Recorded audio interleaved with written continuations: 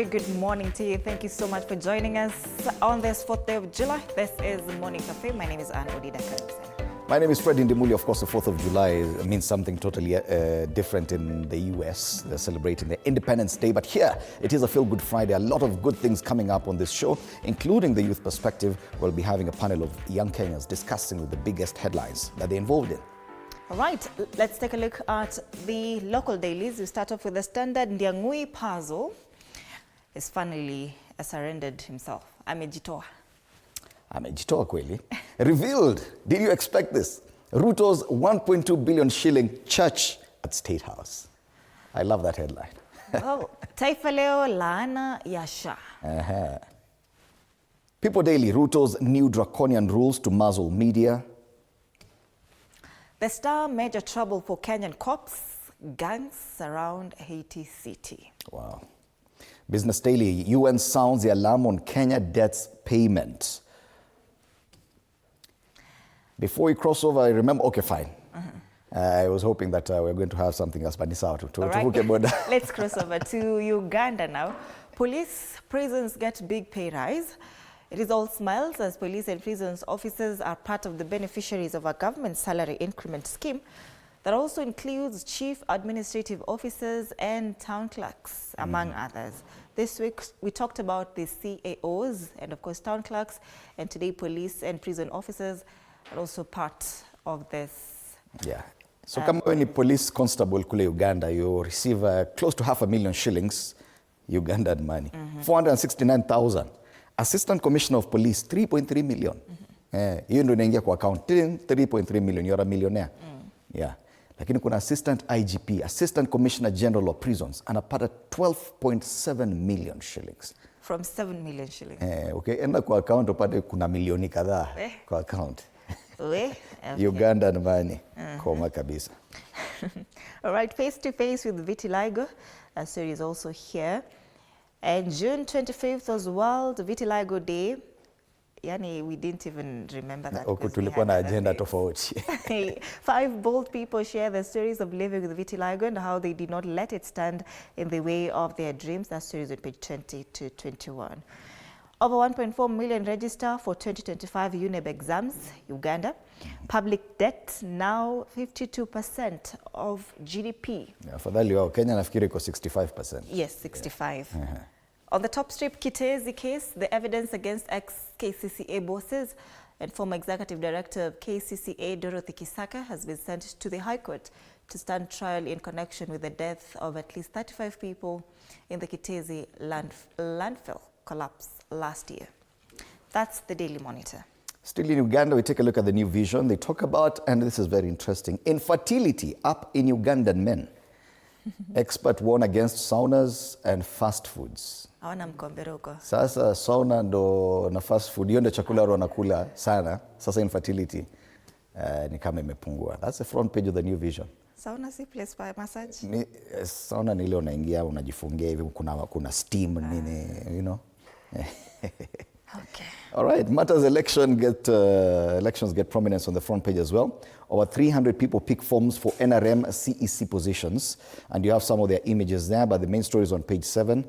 They just talk about the people who are interested in the NRM, which is a ruling party, ticket ahead of next year's elections. Student dies after visit by girlfriend. Girlfriend anakuja alafu akienda una. It's very unfortunate. Nema boss evicts neighbor of a foul smell. I think it's just coincidental that it happens to be the neighbor.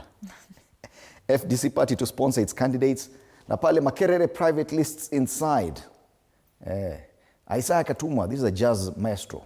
To the beat, 30 years of Isaiah Katumwa on page 29 of this paper. But the big one, infertility up in Ugandan men. Very unfortunate for them.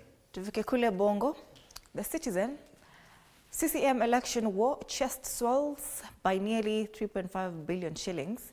And the ruling CCM has raised at least 3.488 billion Tanzanian shillings within 5 days in fees paid for nomination forms by more than 20,000 members who are seeking to be chosen as the party's candidates for parliamentary and civic seats. ulipe 20,000 alafu ukose kupata ticket. Most of them won't get because out of these are 20,000 members. So kila mtu tuliona juzi wanalipa about 250,000, wengine wanalipa a few million shillings for the ticket. Yeah. And they say they've recorded the highest number of people collecting nomination forms in CCM's history. This demonstrates a strong enthusiasm within the party. And you see now, this is very interesting because what's happening in Tanzania is very similar to what's happening in Uganda. Because in Uganda, over 300 have picked forms from the ruling party, NRM. And in Tanzania, over 20,000 are looking for the CCM, which is a ruling party ticket. Kuna indication ni chama gani itashinda tayari. Well, okay. Bank of Tanzania, do you think people will do that with UDA?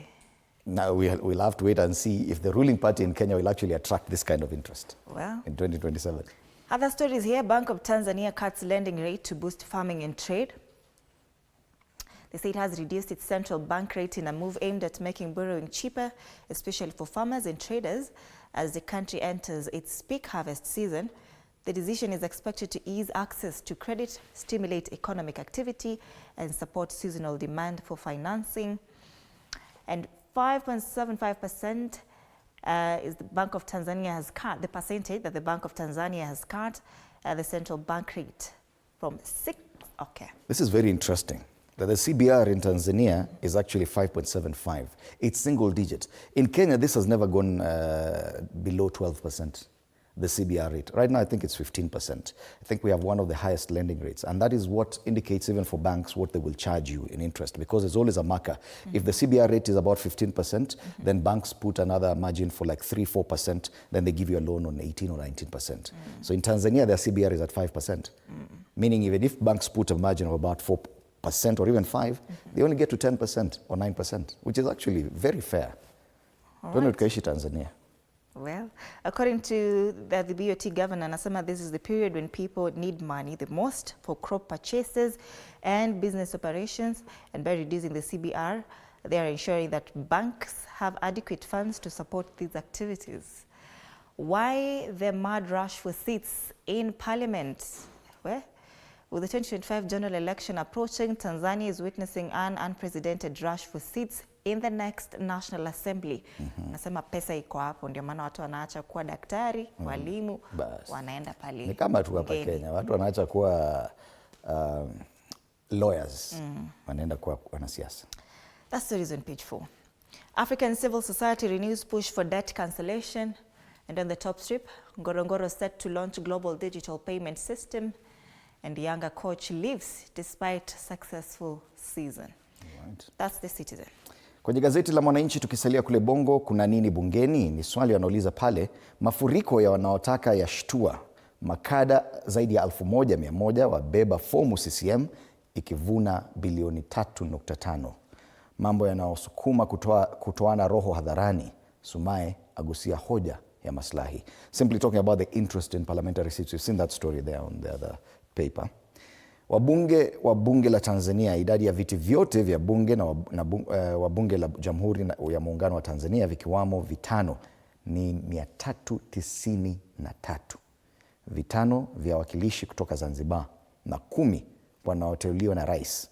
Hii ni kabla ya majimbo mapya yaliyoongezwa ambayo itafanya idadi kuwa 401. In Kenya we have 349 in the National Assembly and about 67 in the Senate, which is still higher than this, 401. Kassim Majaliwa alivyojipambanua ndani ya miaka 10, the Prime Minister who now relinquishes his position, he said he's not going to vie for parliament, so he doesn't need to be Prime Minister anymore. CCM yaonya mizengwe uonevu vikao vya mchujo. Hiyo Kenya wamesema hapo sijajua kwanza, chataka akanda kufafanulia baadaye. Na watumiaji vinywaji vya kuongeza nguvu waja na mapya. Pale juu simanzi mili ya watu 36 ajali ya Same ikiagwa. Na nile ajali ambayo wanasema mabasi mawili yaligongana uso kwa uso. Wenye miaka 60 na zaidi wakae macho na magonjwa haya. Ukitaka kusoma zaidi ukurasa wa 14 habari hiyo. Gazeti la Mwananchi. All right, tuangalie hali ya anga sasa hivi. Here we have it. Tukianza na what we have courtesy of Zoom.earth, just taking a look, an overview of the continent of Africa, just to see how the cloud cover is like. And you can already see a lot of cloud cover in the central part. Just like yesterday, nothing much has moved, although this system appears to be moving closer towards East Africa now. Ivory Coast, Nigeria, areas around Chad, areas around DRC, Central African Republic, getting into South Sudan and Ethiopia. A lot of cloud cover there on that. Sijui ndo wanaitaje hii area hapa kabla ufike huku kwetu chini. East Africa, it's only Ethiopia and South Sudan that have a lot of cloud cover. Areas around the Lake Victoria Basin, kidogo kidogo tu pale, hapa na pale. So tuanze pale Homa Bay. Homa Bay hawa ni kama leo. Na joto pale. But it's also partly cloudy, 19 degrees Celsius, highs of 27, which is comfortable weather. Partly cloudy for the better part of the day. No chance of rain in Homa Bay today. Wako na mazishi leo kule.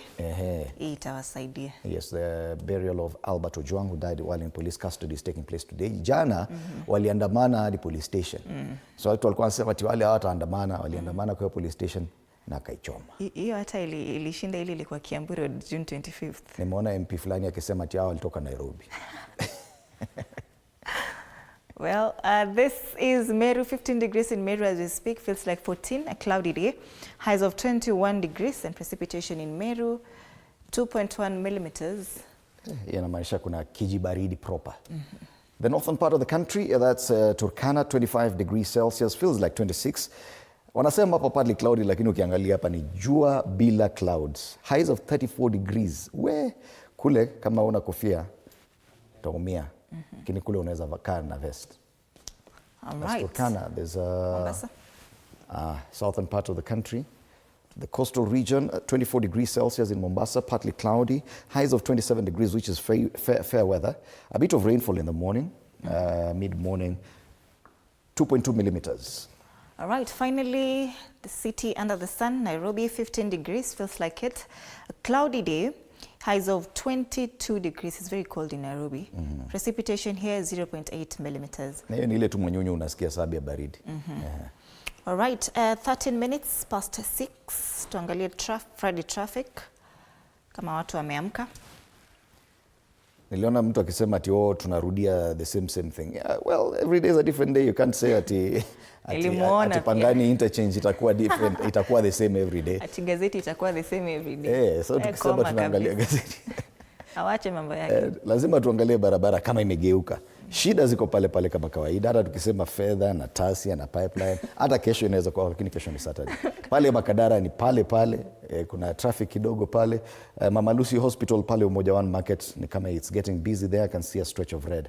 Thika Road ni kama watu wajaamka, but I can see all the way from Githurai there's a long stretch of yellow and red before you get to Kasarani. Pale matatu mingi zinasimama kwa highway, which is not right. Pangani interchange is clear this time of day, so kama unatoka Kiambu Road ama Thika Road, this is the best time to leave because you will not even spend any time at the Pangani interchange, which is very different. Jana hapo silikuwa red. Sasa tukisema leo hakuna traffic ni vibaya. Usitufunze kazi wewe. Acha mambo yako wewe. It's building up. Ukiingia town pale Haile Selassie Avenue on both sides of the road, not so bad, but you can see watu wa marikiti ni kama wanaingia town. The other roads, clean all the way into the CBD. That's the traffic. Ama ingekuwa mzuri tukikumbuka jina yake tunamwambia yasikie raha. Atuambie kwanza yeye ako upande gani ya hii town. Ndio tuangalie kaunti yake ama city yake. Ndio tuangalie ile barabara anatumia. Haya, wacha tumpatie quote of the day.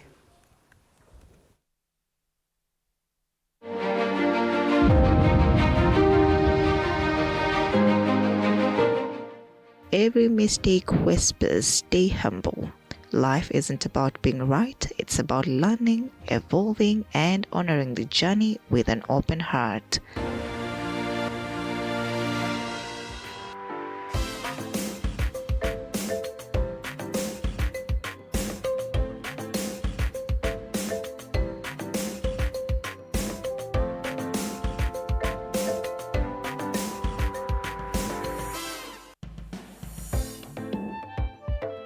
Quote imesema life is not about being right. Again, mimi niko on his case.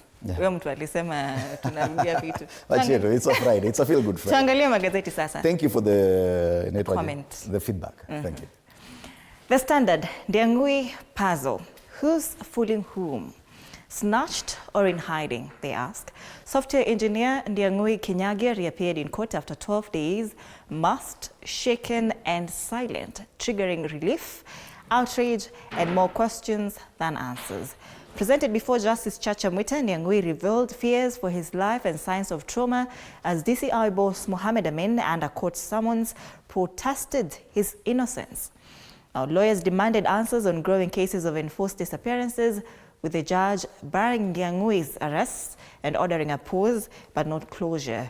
The mystery deepens. And I think this is the right expression of what many Kenyans were expressing yesterday, that are we sure alikuwa in hiding ama mumemwachilia tu na mkaambia wewe ukitutaja utakiona. Utaona. Because sasa, how comes anappear the same day DCI inafaa kuappear before court to save the DCI? Producer wa hii script aende home. Anasema wajinga waliisha Kenya. Wajinga waliisha. Anyway, this is a doubt that many people are expressing. Is it a script? Ama ni ukweli jamaa alikuwa tu amejificha mahali? Girlfriend and do you think you can really hide away from NIS and DCI and the Kenyan police for 12 days? Do you think it's possible? 2 days pekee imetosha. Na uko hapa tu Kenya. Wakupati. But you are able to contact a lawyer. Na uambie mimi nimejificha mahali. Lawyer anakupata lakini DCI hawawezi. Mzazi amelia hivyo kwa TV. Wewe wacha ba. The same DCI yenye walishika ule mtu within 24 hours, ule wa Kware. Na ule wa Homa Bay. Na ule wa Homa Bay. Within minutes walimshika, lakini huyu akakaa 12 days na wajulikani maliko alipo. It's just the doubts here. And I'm just expressing what is on the front page of the Standard. Yeah, that they're asking who's fooling whom. Just sasa kutaanza kuwa na doubts ya legitimacy of abductions. Mtu akisema ako abducted, they will be pulling these cards. They're in hiding. Abductions fury. Homa Bay explodes over Ojwang. Tears turned to rage as slain teacher Albert Ojwang's body arrived in Kakoth village. Grief-stricken mourners hijacked the funeral, stormed a police station and torched it, chanting for justice and denouncing state brutality. I've seen one MP from Homa Bay. Amesema, hapana, those people must have been ferried from Nairobi. There's no way youth in Homa Bay could have done that. Hajui watu wao. He's so keen on delinking the youth from Homa Bay from any protests. Hawa ni watu wa Homa Bay. So watu walitolewa Nairobi wakaenda kuprotest Homa Bay. Tena bana, kwani mnatuona sisi ni nini? Children. This is child's play. Anyway. Hadi kuna mwingine anarusha. You know, watu wa Homa Bay wanajua kurusha mawe sana. Homa Bay and Kisumu people. Na niliona wamebeba mawe. Nairobians will not do that. There's a lot of anger and rage, and I think people need to accept that there's a lot of anger across Kenya, and you cannot say that one part of the country is immune to that. Any part. Residents dismissed gifts to Ojwang's family by leaders as political gimmick. Ojwang is being buried today. Wacha tutaona what will play out in Kakoth village today. Tukiangalia ndani ya The Standard, MPs question state overreach in new media code of conduct. The say parliamentary committee is now questioning attempts by the state to muzzle the media under the new code of conduct for media practice for the year 2025. And during a session where MPs termed some sections of the code of conduct as contentious, they also took issue with ICT Cabinet Secretary William Kabogo over the shutting down of TV signals during June 25th protests. Now, they say this came even as the House team insisted there should be a well-defined legal basis for live coverage to provide a uniform standard for suspension rather than abrupt decisions. Kabogo, who appeared before the National Assembly Committee on Delegated Legislation yesterday, said live coverage was banned on June 25th following violent content aired during the watershed period when children were watching. Sasa walisema tunapatia watoto trauma. Okay. On the back page of this newspaper world, football in mourning after Jota dies in car crash. This is Liverpool football striker Dodger Jota, who got married just weeks ago, died alongside his brother Silver. A civil guard says Jota's car veered off the motorway before bursting into flames. Very unfortunate. Yes. That's the Standard. There's one story inside the Standard about how the share of 414 billion shillings by county will be spread out, and Nairobi will receive the highest 21.4 billion shillings for this year, financial year.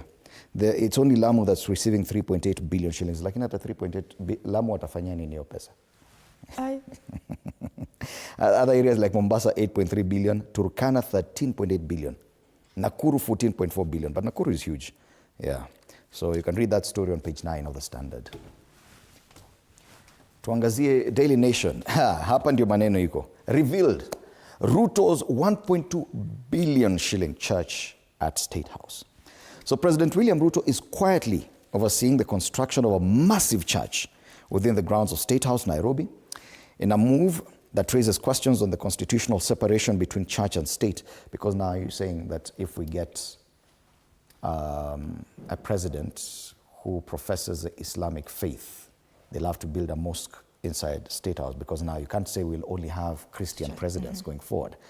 And well, this paper has seen detailed architectural designs and drawings of the imposing structure that is expected to have a seating capacity of 8,000 and cost hundreds of millions of shillings. According to recent satellite imagery, the building is already coming up near the presidential helipads. The story is on page 2 and 3. Remember, at the beginning of this presidential term, we were talking about having a group of intercessors stationed at State House on taxpayers' money. Now he's building a church. 1.2 billion shillings, kuna vitu mingi sana tulisikia ni kama hazifanyiki, lakini anyway, wacha tujenge kanisa funa. Just where was blogger Diangui? And this is a question asked, the same doubt. I think everyone is doubting your story ya jana kutini. IT expert was missing for 13 days, says he was in hiding. But this has left many unanswered questions. That story is on page 6. Watu wanasema hapana, hatuamini hiyo maneno. Mnatuchezea. Unajua watu wanaelewa hiyo mambo. Because even the guys, just look at the photo on page 6. The guy looks traumatized. Ameshikwa na mamake hivi, akae ni kama jamaa alikuwa hiding. Anakaa ni kama ameona ghost mahali. Hamini yako hai. Hey. Opposition storms Raila base in scramble for 2027. Wameingia huko Western. Jana ungeona ilikuwa maneno. SHA members leo wako pale Bungoma. SHA members forced to buy drugs out of pocket. That's another story, and I think it's on the front page of the Taifa Leo tutaangazia pale. Ojwang killing outrage as youth storm and torch police station. Wale yulisemekana wanatoka Nairobi, lakini hakuna mambo kama hiyo. Page 10 kuna story hapa ya chapati. Wale watu wanapenda chapati. Wanaita chapati addiction. Just how many is too many? The entire page is about chapati. Consuming many chapatis even after workouts in the gym will do little to reduce one's pot belly. Nutritionists advise against preparing chapati with a lot of fat or oil. That's a whole story on a full page, page 10, mambo ya chapati. Unapenda chapati? Mimi? Tuku KTS. Napenda kuipika. Mimi nilikuwa, I have a patch here, niliungua nikingojea chapati even nikiwa mdogo, lakini siku hizi. Okay, mimi niko nayo hapa nikipika chapati. Ukipika, sawa sawa. That's a Daily Nation. Hiyo mamanyi na Jemo wakisikia wanaambiwa wa minimize chapati watakasirika sana. Taifa Leo, laana ya SHA. Anasema mamlaka ya hazina ya afya ya jamii SHA imegeuka kuwa laana kwa wagonjwa, huku wakiteseka kwa kukosa ufadhili wa matibabu licha ya kutimiza mahitaji yote. Wagonjwa wanalalamika kuwa hawapati manufaa walioahidiwa mamlaka hiyo ilipoanzishwa, wakikosa huduma kutokana na mchakato mgumu, ghali na usio wazi. Walioathirika zaidi ni wagonjwa wa figo ambao wanazidi kutaabika licha ya kukatwa maelfu ya pesa kila mwezi na mamlaka hiyo. Wakati wa uzinduzi wa Kenya waliahidiwa makubwa, lakini hazina imegeuka jinamizi. Habari kamili iko katika ukurasa wa 2, lakini hii ni gazeti tunasoma. Niliona on Monday there was a newspaper iliandika something about SHA, ikaleta maneno pale na the ministry na members of KMPDU. Because people are complaining, wanaenda wakiwa wagonjwa wanaambiwa no, we can't pay for that, we can't pay for that. Meanwhile, the president in one of his interviews in Europe alisema that for that short period between October now, that SHIF levy has raised about 129 billion shillings in less than a year. Lakini hawalipi vitu vingi. Hizo ujilipie ile pesa uko nayo kwa mfuko utumie, kwani ni ya kazi gani? Laana ya SHA. There's already scandals in SHA. Vidokezo vingine, Ruto ajenga kanisa la shilingi bilioni 1.2 katika Kenyan money. Ikulu. Hii Uganda ama Tanzania, Kenyan money.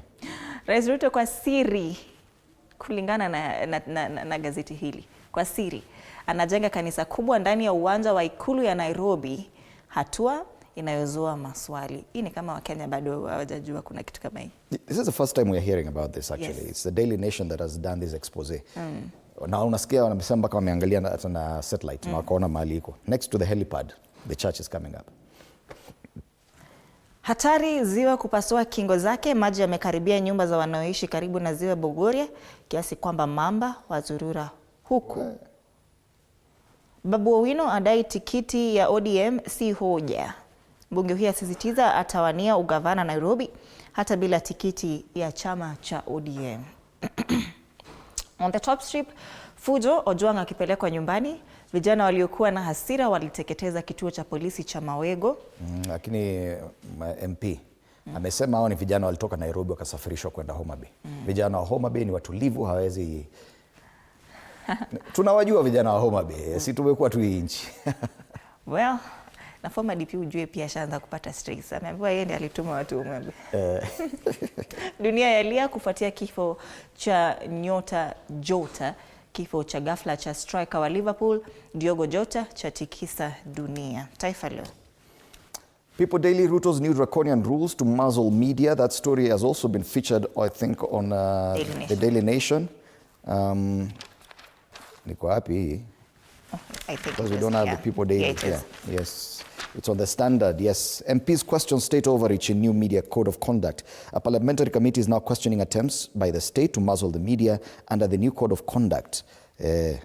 Wanasema during a session where MPs termed some sections of the code of conduct as contentious, they also took issue with the ICT minister on the shutting down of TV signals on the 25th. So that story is there. They've decided to go with it as the main story on the front page of the People Daily. Matters press freedom. The story is on page 4. Mourners ban police station in Albert Ojwang's death fury. Wale wamesemekana walipandishwa mabasi na matatu. How counties will share 415 billion shillings. I think that story is on page, inside the pages of the Daily Nation, and also why Western is touted as 2027 battleground. And you can see the opposition figureheads pale, Gachagua, Matiang'i, Kalonzo, Eugene Wamalwa, Muturi na wengine wote wameingia Western. Queries over the reappearance of blogger Diangui. Even this paper is questioning the same. Doubts. There on page 6 of the People Daily. The Star, major trouble for Kenyan cops. Gangs around Haiti City. That's the main story on the front page of the Star. Some Kenyan police in trouble as gangs surround Haiti. They left Nairobi with pride in their uniforms and hope in their hearts, answering a call to serve in a mission billed as historic. An African-led intervention in a nation desperate for peace. Now, nearly 800 Kenyan police officers find themselves stationed in Haiti, caught in a spiraling humanitarian and security crisis that threatens to consume the very country they were deployed to stabilize. So this paper says the officers are currently trapped in a nightmare as mission turns into a fight for survival. An indication that the Kenyan police contingent is not in control of the situation there. Police officers at the station were overrun, helmed and forced to flee as the crowd overran the compound. Other stories here, protesters of course set Mawego police station ablaze. We've talked about that. You were conned. Gachagua, Kalonzo team tells Western residents in rally, and the opposition on Thursday stormed the Western region with a blunt message for voters. You were conned. In a fury, rallies across Vihiga and Kakamega counties, opposition leaders accused President William Ruto of using the region to rise to power, only to abandon it once in office. Kisii man lynched after killing wife, feasting on her flesh and children. The story was covered yesterday on the front page of Taifa Leo. Na unajua watu wanapenda kukasirika sana. I posted this on Twitter, nikaambiwa wewe wacha tribal lines. Na ni gazeti imesema Kisii man. Kisii man. Sasa Ni kama useme Nairobi girl ama Nakuru lady, you know. Sasa hapo wamesema Kisii man. Sasa tunafuta jina kwa nini sisi nani? Tuweke jina yake aje hapo na tudi. Okay, anaitwa nyanya. Okay, village ndio kuna jina ya village hapo. Maana anaitwa Ogoro. Kule juu, today being a Friday, there's a siasa pullout. Time bomb of restless youth amidst state's slow response system. And of course, that story in Ndiangui, missing IT specialist Ndiangui resurfaces, court blocks his arrest. That's the Star, fresh, independent, different. All right. Business Daily, UN sounds the alarm on Kenya debt payments. Report says debt hurting healthcare, education, interest payments take a third of total revenues. Meanwhile, we're building a church and state house. On the ticker, big investors hit by caps on tax loss carryovers. Packaging firms call, set to break NSC list drought. And offshore investors turn net buyers at the boss. That's the Business Daily. Hatuna pesa lakini kanisa lazima. Unajua kuna ile lazima tuombe. Asema kanisa litajengwa na kina nani? Iyo Iyo. All right, tuangalie caricature sasa hivi. This is it the Daily Nation. Okay. Concise opposition dictionary here.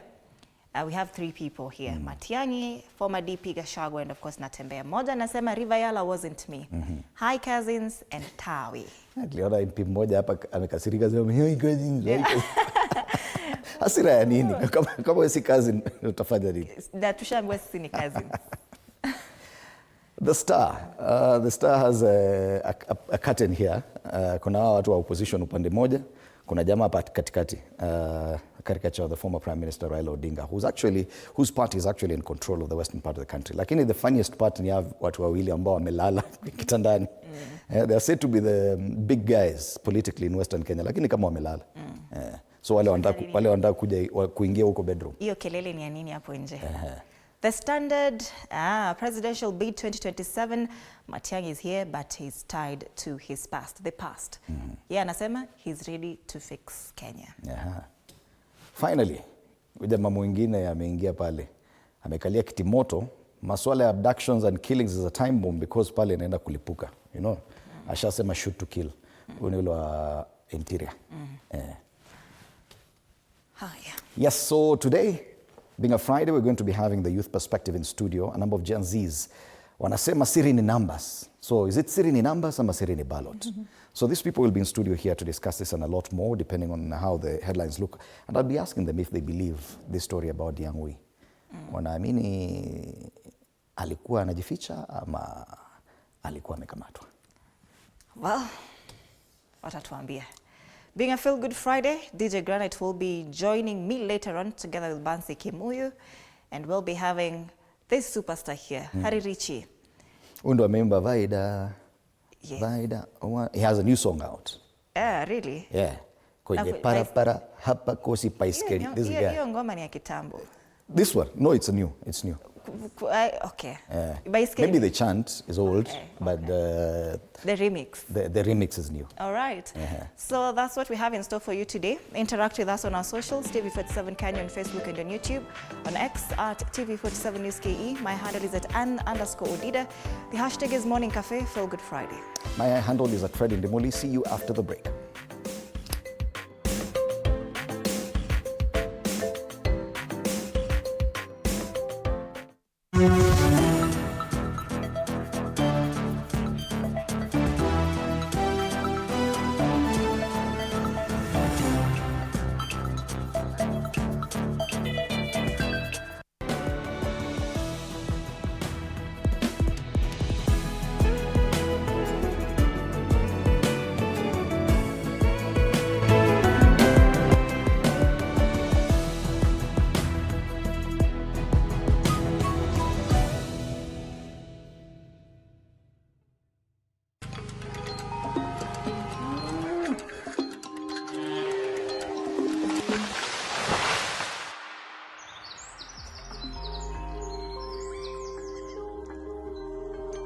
Our world is changing every day, and so should we, for the better. Each week, we tackle the big why, the question that should be on everyone's minds. Why isn't this fixed yet? Deforestation, global warming, and the adverse effects of climate change. The future isn't just something that we inherit, it's something that we create. Join us on The Green Fix as we tell the stories of those who refuse to give up.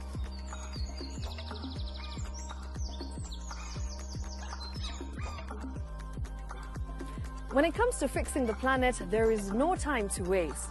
Join me, Shiksha Arora, on Thursdays at 9 p.m. on The Green Fix as we look into the big why, you and I.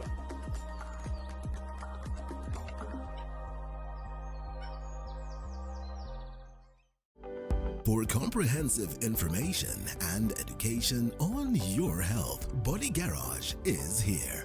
Don't allow anyone to pluck out your good tooth as long as it is strong and stable. Cancer doesn't start today and you get the symptoms tomorrow.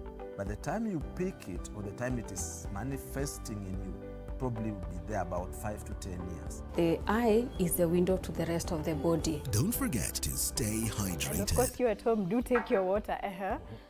So the ultimate test is actually you check your urine. Your urine should be clear. Clear like the water? Yes. Should be able to see the other side of the urine. If your urine is colored or has changed color, you cannot see the other side, then you have not taken enough water. Don't forget regular health checkups. Early detection saves lives. I want the message be, we can prevent cervical cancer. We prevent cervical cancer in several ways. You have young girls and even somebody who's above that age, you can pay at least every 3 years. Somebody should have a pap smear done. If you are 40, 45, 50, going upward, once a year, please go see a doctor. Yeah, it's just for normal routine maintenance.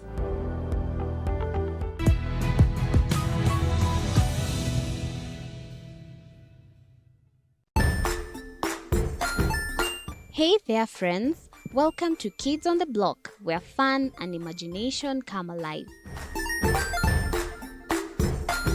We dive into magical world filled with exciting adventures and awesome friends. What position were you in? I was number 2. What position were you? Number 1. He decided to cross the bridge by his house and look for food on the other side. You're going to do half cup of chocolate chips, and the other one, we're going to do half cup of the blueberries. So, grab your imagination hats and get ready to explore with us. Join us every Saturday at 9 a.m. for new friends, amazing stories, and tons of laughter. Jiunge nasi tunapoangazia safari za viongozi bora.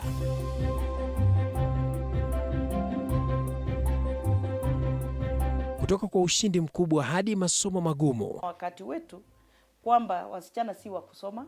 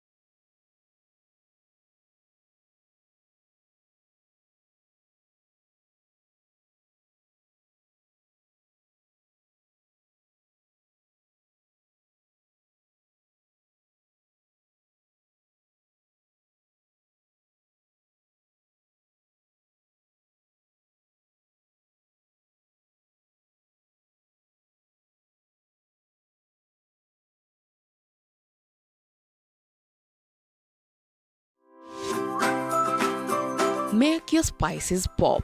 If you're making a dish that relies heavily on spices for seasoning, toast the spices on a pan for about 30 seconds until they are fragrant before adding them to your recipe. It vastly improves their taste and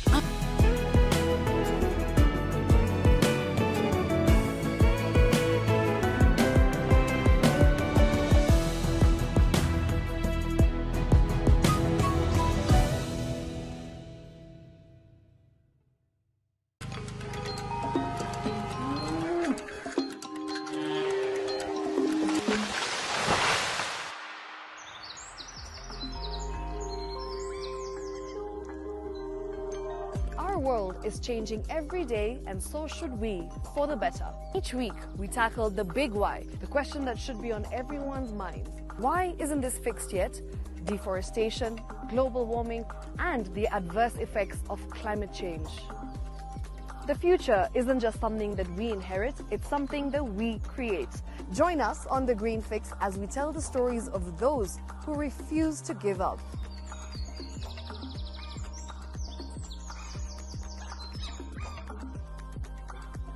When it comes to fixing the planet, there is no time to waste. Join me, Shiksha Arora, on Thursdays at 9 p.m. on The Green Fix as we look into the big why, you and I.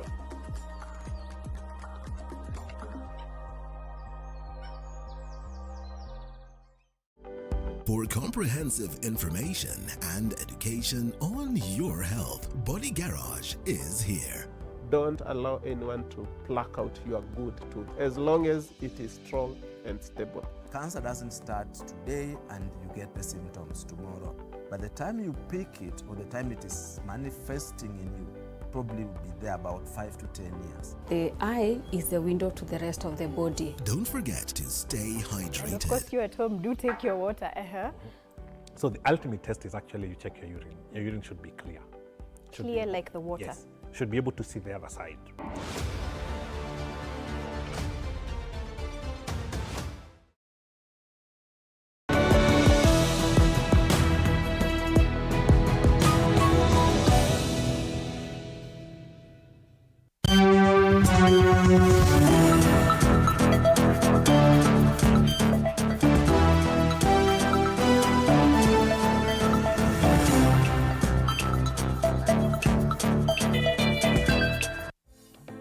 Right, welcome back. You're watching Morning Cafe on TV 47. This being a Friday, it is a Feel Good Friday right here. But it is also the youth perspective. This morning, we're privileged to have in studio a number of young Kenyans to discuss this hashtag, Siri ni numbers. So is it Siri ni numbers or Siri ni ballot? That will be the main discussion. So allow me to introduce these young Kenyans, beginning with SK Kajwang, who's a young Kenyan. Karibu sana to TV 47. Next to Bwana Kajwang, we have Karu Clara, a youth leader from Kajiado County. Karibu sana. Next we have Omoyo Maranga, who's a UPA Strategic Communications Advisor. It's a pleasure having you in studio. Haya Dennis, who has been on this panel before, is a chairperson, Kenya Youth with Disabilities Association. It's good to have you in studio, Dennis. We have Ramadan Abdul, who's an aspirant for the position of MP in Makasi Central Constituency. It's a pleasure. Karibu sana. And last but not least, Joyce Nyambura, Assistant Organizing Secretary, NUCSA. What's NUCSA? Nairobi Universities and Colleges Student Association. Ah, great. Nairobi Universities and Colleges Students Association. Welcome, ladies and gentlemen. But before we even come to Siri ni number, Siri ni ballot, I'm sure you've seen the front pages today. Forget about the church in State House. It's more about what has affected the young Kenyans in recent days and weeks. Issues around abductions, issues around protests, and you can see the front page of the Standard, especially a lot of doubt being expressed here in this headline, Diangui puzzle, on whether or not the story that's coming out that he has been in hiding for the last 12 or 13 days is actually authentic, or is there more than meets the eye? I'd like to get your views on, even as we discuss the safety of young Kenyans, given the fact that we are taking part in protests. And that story has been juxtaposed with what's happening in Homa Bay with the burial of Albert Ojwang, another young Kenyan who was killed or who died while in police custody, and what happened yesterday in Homa Bay when youth took over the body, marched to the police station where Ojwang was initially taken immediately after his arrest, and they torched the police station. Let's start off with the puzzle. And do you feel that there could be more than meets the eye in this issue? Or do you agree that it's an open and shut case? This young Kenyan was simply hiding somewhere. Kajwa. Thank you. There's a famous quote by Martin Luther King Jr., which said that it is not possible to be in favor of justice to some people and not be in favor of justice for all the people. Therefore, as young people of this country, hii mchezo tunaijua, hii mchezo ya town. And because none of us here was with this young man, where he was, I cannot therefore ascertain, or in my own personal opinion, I cannot ascertain where he was. But again, I ask myself questions, because in recent days, we have seen so many young people disappear. Then some of them are found dead, some of them are found maimed, some of them are found brutally killed, like Juan, as you have seen. Therefore, it is incumbent upon the government operatives to tell us where this young man was. Therefore, when he was presented to court yesterday, there were questions on probably where he was. The DCI also trying to answer questions on trying to hide that this guy might have just taken himself out, hide, but it is not possible for someone to just take himself out and hide. And even we have seen these things before. It is pure thuggery, because this guy, before atoke, hakuwa amenyolewa. And we have seen these cases before. Unakuta mtu anapelekwa, ananyolewa, analetwa, akiwa kama pamba, amenyolewa kabisa. So we want to ask the government institutions, the government operatives, to be very clear to Kenyans and come and tell us the truth. Because this is not the first case that we are getting. So as young people of Kenya, we are very much frustrated with what the government is doing in not maintaining the stability of the country. So simply you're not buying that narrative? I'm not buying that narrative at all. Clara, do you see a narrative more than what we are seeing? Do you share in the doubts expressed on the front page of the Standard? Thank you very much. According to me, I think Ndiangui can be the best person that can tell us what really happened. But according to me, you know, this Kenya, the way my friend said that tunajua mchezo ya town, Ndiangui can maybe come out and tell us what really happened. But according to me, maybe for his security purposes, as we saw him saying some other time, he went hiding for his security purposes. So, yeah, I think, according to me, I can say, I think he's the one to really tell us what really happened.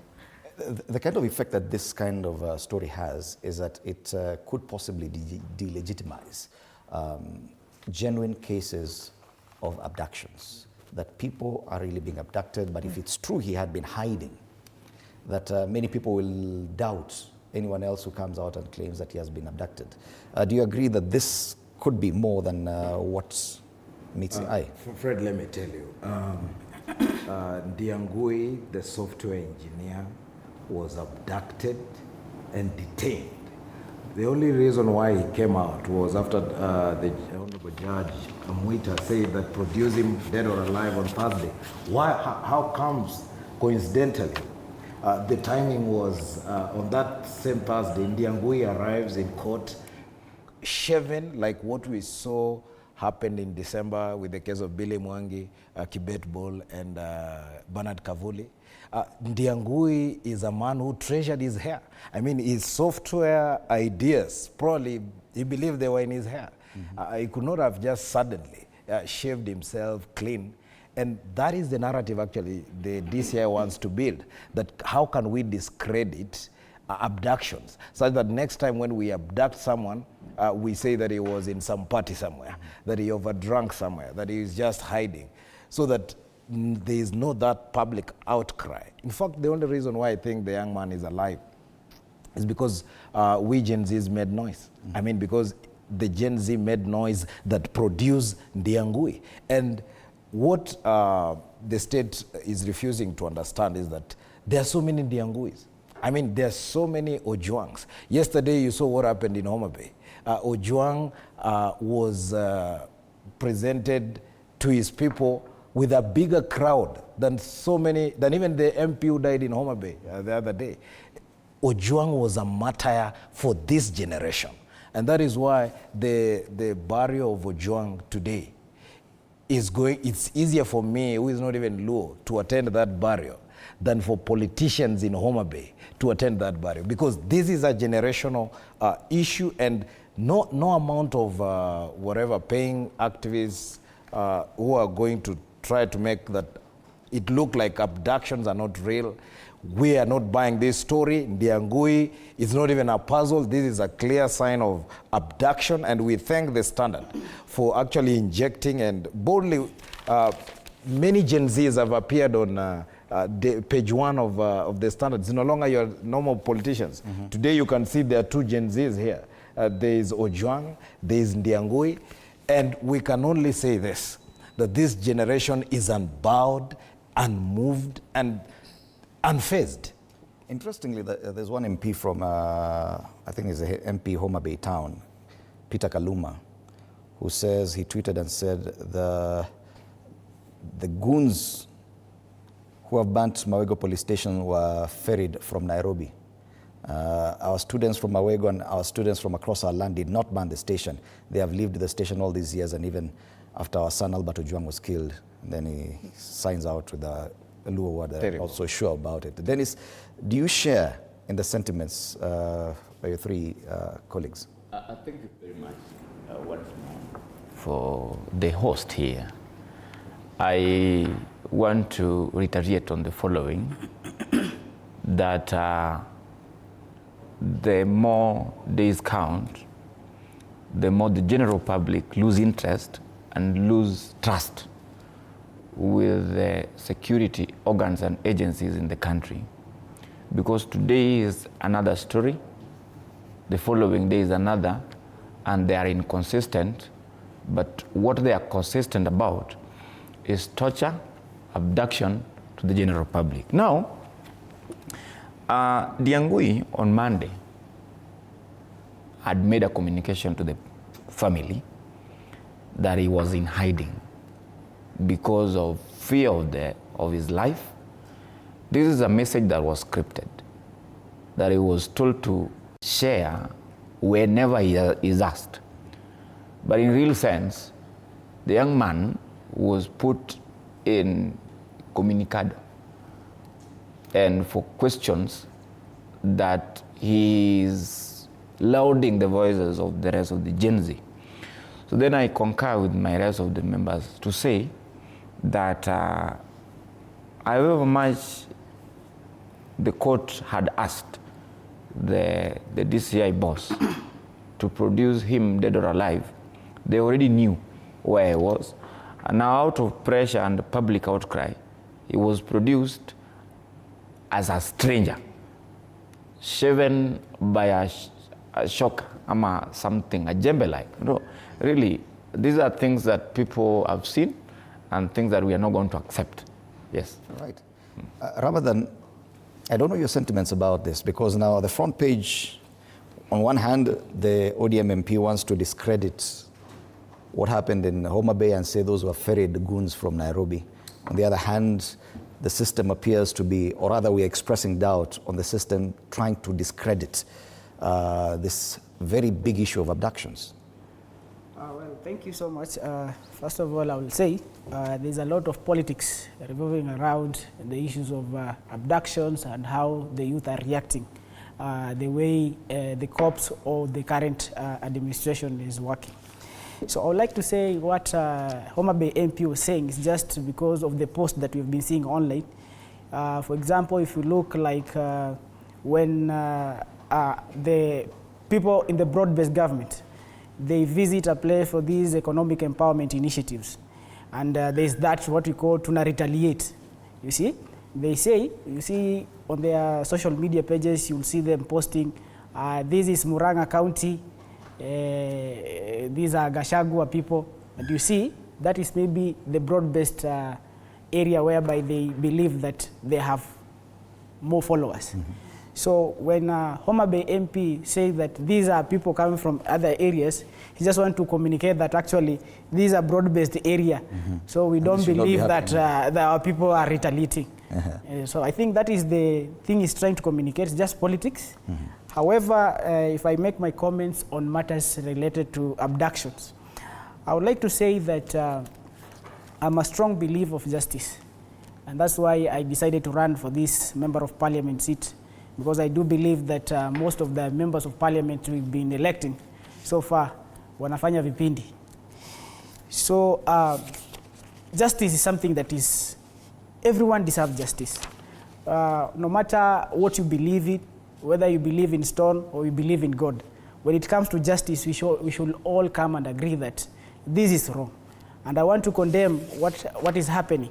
And the police who are making such initiative to go and abduct, because on 22nd of June, it was reported that actually Ndiyang'ui was actually taken out of the house by policemen. So when the DCI and the Inspector General of Police were questioned by court and pressurized, they could not actually take it. You know, the judge told them that actually produce him dead or alive. So for me, I believe it's out of pressure. They decided to tell this young man, actually, you go out, say that you don't know where you are actually traumatized, something like that. But exactly, I know the guy knows where he was, what he has been told. So out of fear, he cannot actually communicate what actually really happened. And from the way you've been observing police action in these abductions and even how they've handled protesters, Nyambura, do you think that a youth can hide from the NIS or the DCI for 2 weeks straight while still communicating with the family? Do you believe it's possible? It's not possible. Because tell me why, the last time Ndiyang'ui spoke to the mother, the day that he was taken away, the mother said that they spoke at 1, and from that time he went silent. Then they were told again on Monday. He was told by those people who took him to communicate to the family so that it doesn't anger us as Gen Zs. They were told to produce him dead or alive.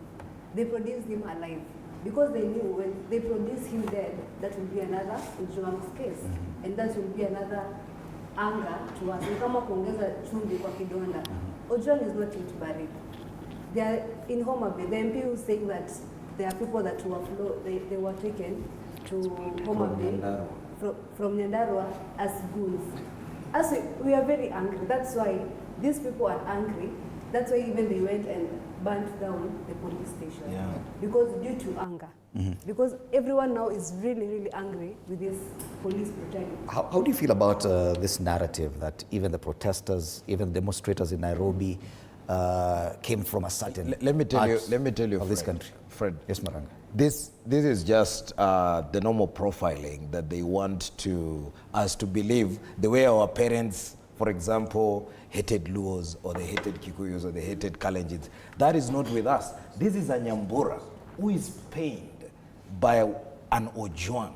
She doesn't know where Ojwang came from. She doesn't know have you ever been to Homa Bay? Perchance she has never been to Homa Bay. But she's so much enamored for what has happened to Ojwang. She's so angry that this is what happened to Ojwang. I'm a Kisi.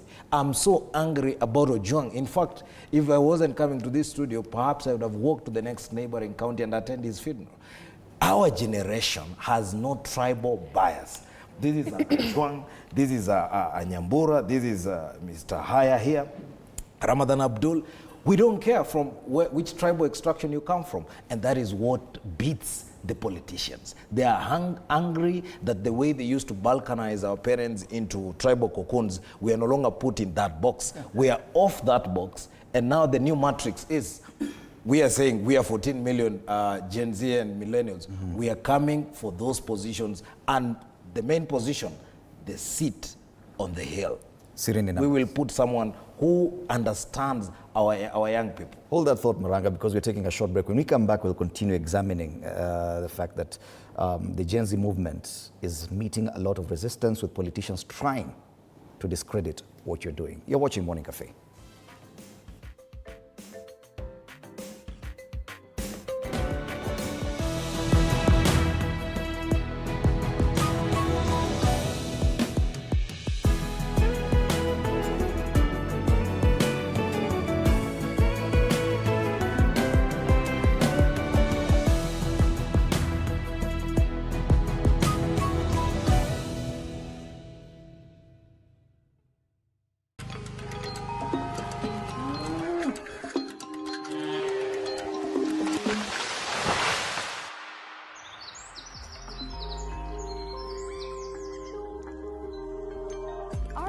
is changing every day, and so should we, for the better. Each week, we tackle the big why, the question that should be on everyone's minds.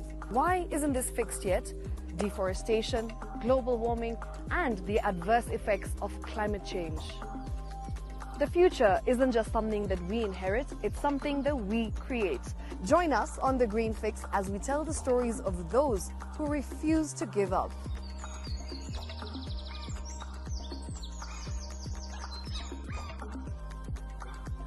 When it comes to fixing the planet, there is no time to waste.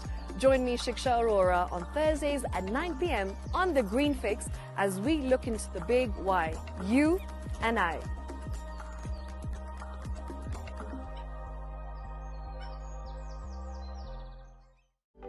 For comprehensive information and education on your health, Body Garage is here.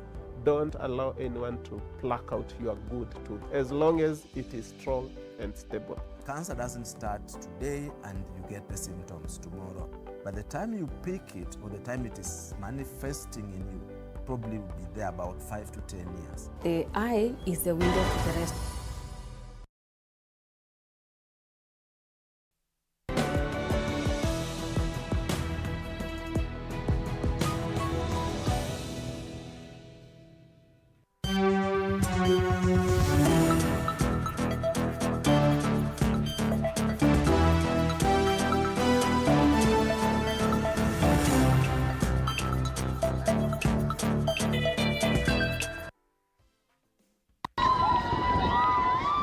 The last journey home for the slain teacher and blogger Albert Ojwang turned chaotic when angry residents set ablaze Mawego police station, which is where the deceased was last seen alive before he was transferred to Central Police Station in Nairobi, where he was tortured to death.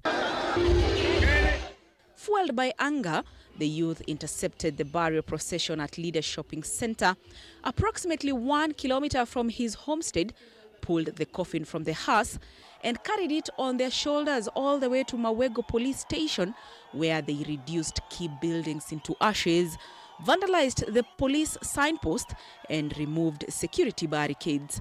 Confirming the incident, Homa Bay Police Commander Lawrence Koilem condemned the act, noting that no valuables had been stolen during the incident. There is nothing that has been stolen. What has been handed down is the OCS office and the report office. They broke one of the staff residents' house and they just took some small things, table, chairs and small things. But all government items are intact, nations, weapons. There is no injury on the officers and the side of the civilian. We are waiting a team from the scene of crime, team from the region, that we can now discuss what next. They took the signboard, they took a flag post, na hiyo kitu naitwa spikes, ya roadblocks. The planned public viewing of the body of the slain teacher and blogger at Nyawango Primary School was aborted as the unrest escalated, forcing the procession to instead proceed directly to the family home. Ojwang will be buried Friday at his Kakwanyo home in Homa Bay County. Andrine Kilemi, TV. Yes.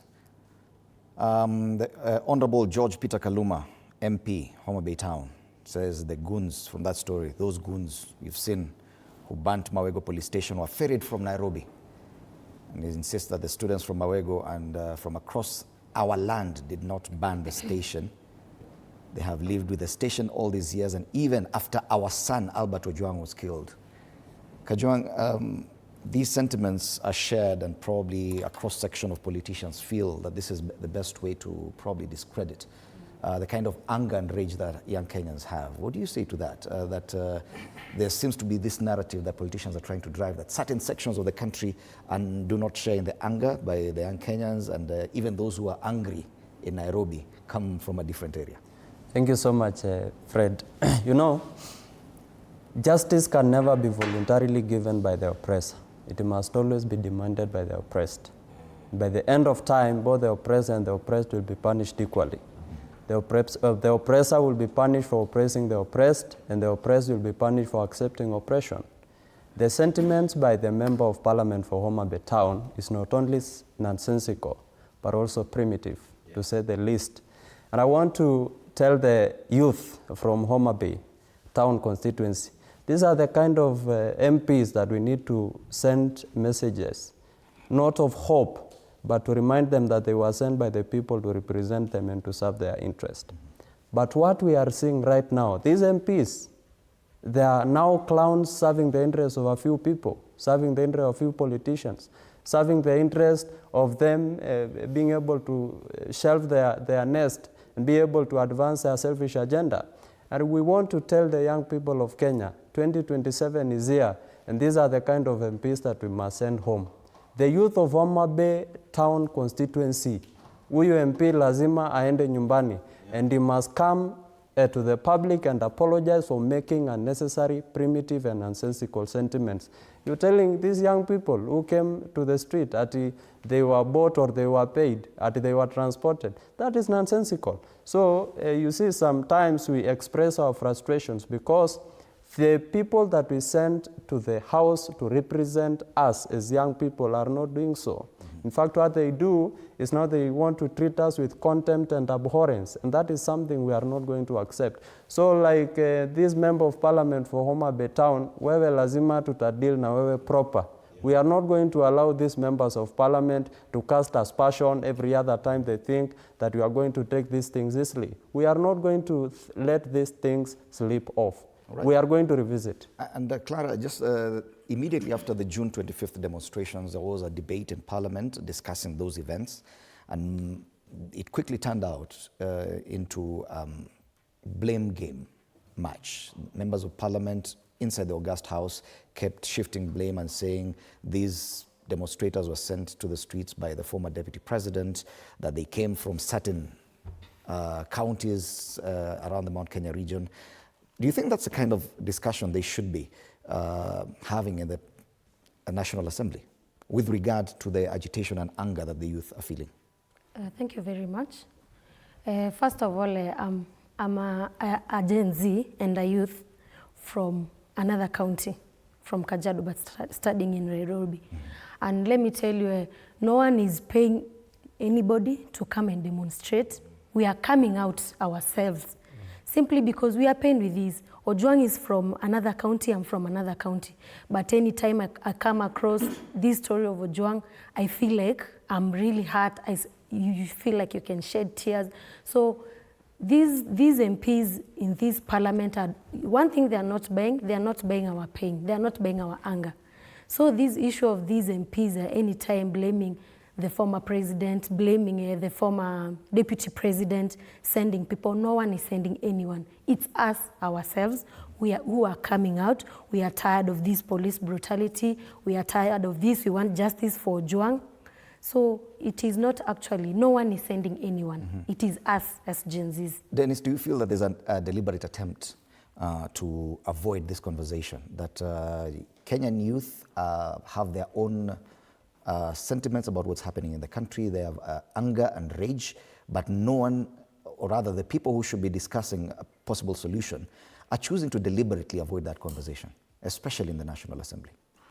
Definitely.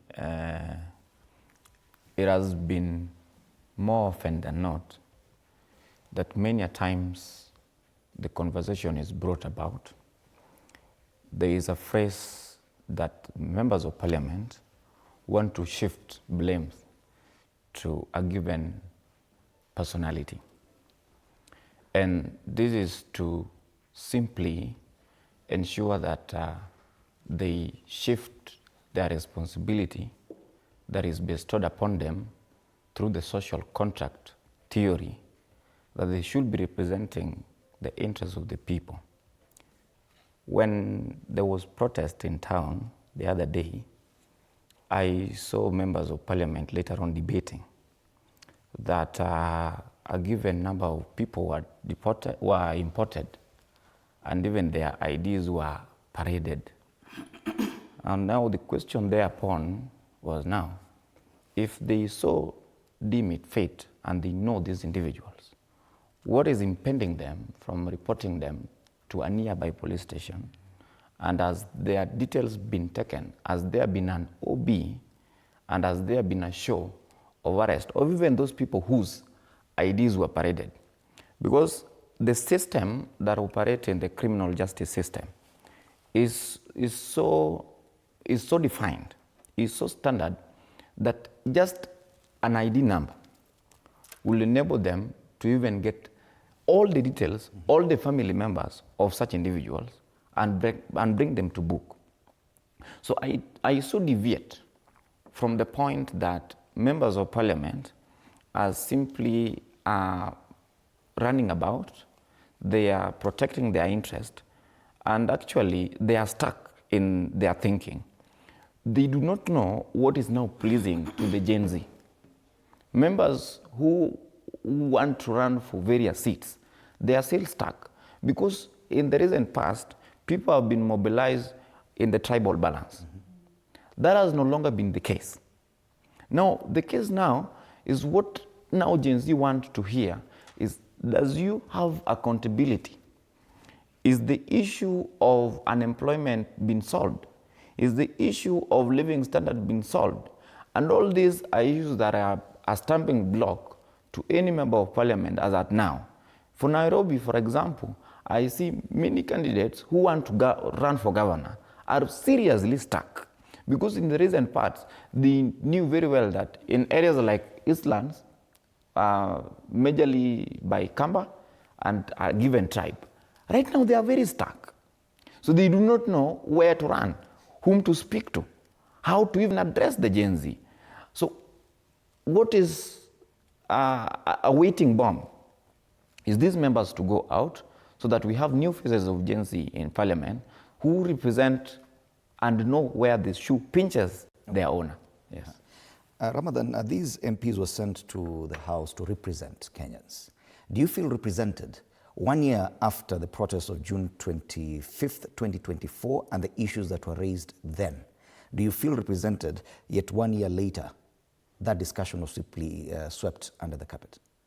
Well, I would like to say, first of all, I don't believe in any form of unjustified extremism. I believe when a man is exercising extremism in the pursuit of justice, there is no vice. But when one is silent in the pursuit of justice, then I think he's a sinner. I feel and I believe that the members of parliament, the reason as to why you have that building there is because all of us cannot fit there. So that we elect one of us to go and represent us there. I don't believe, even a year after what happened last year, 25th June, nothing has changed. These guys shifted. They started doing politics with what the Gen Z were demanding. After the 2024 Gen Z protests, these members of parliament opened their eyes and realized that they're actually dealing with a very dangerous species called the Gen Zs. They came to realize that actually Gen Zs are very much informed in matters of governance, economy, and everything.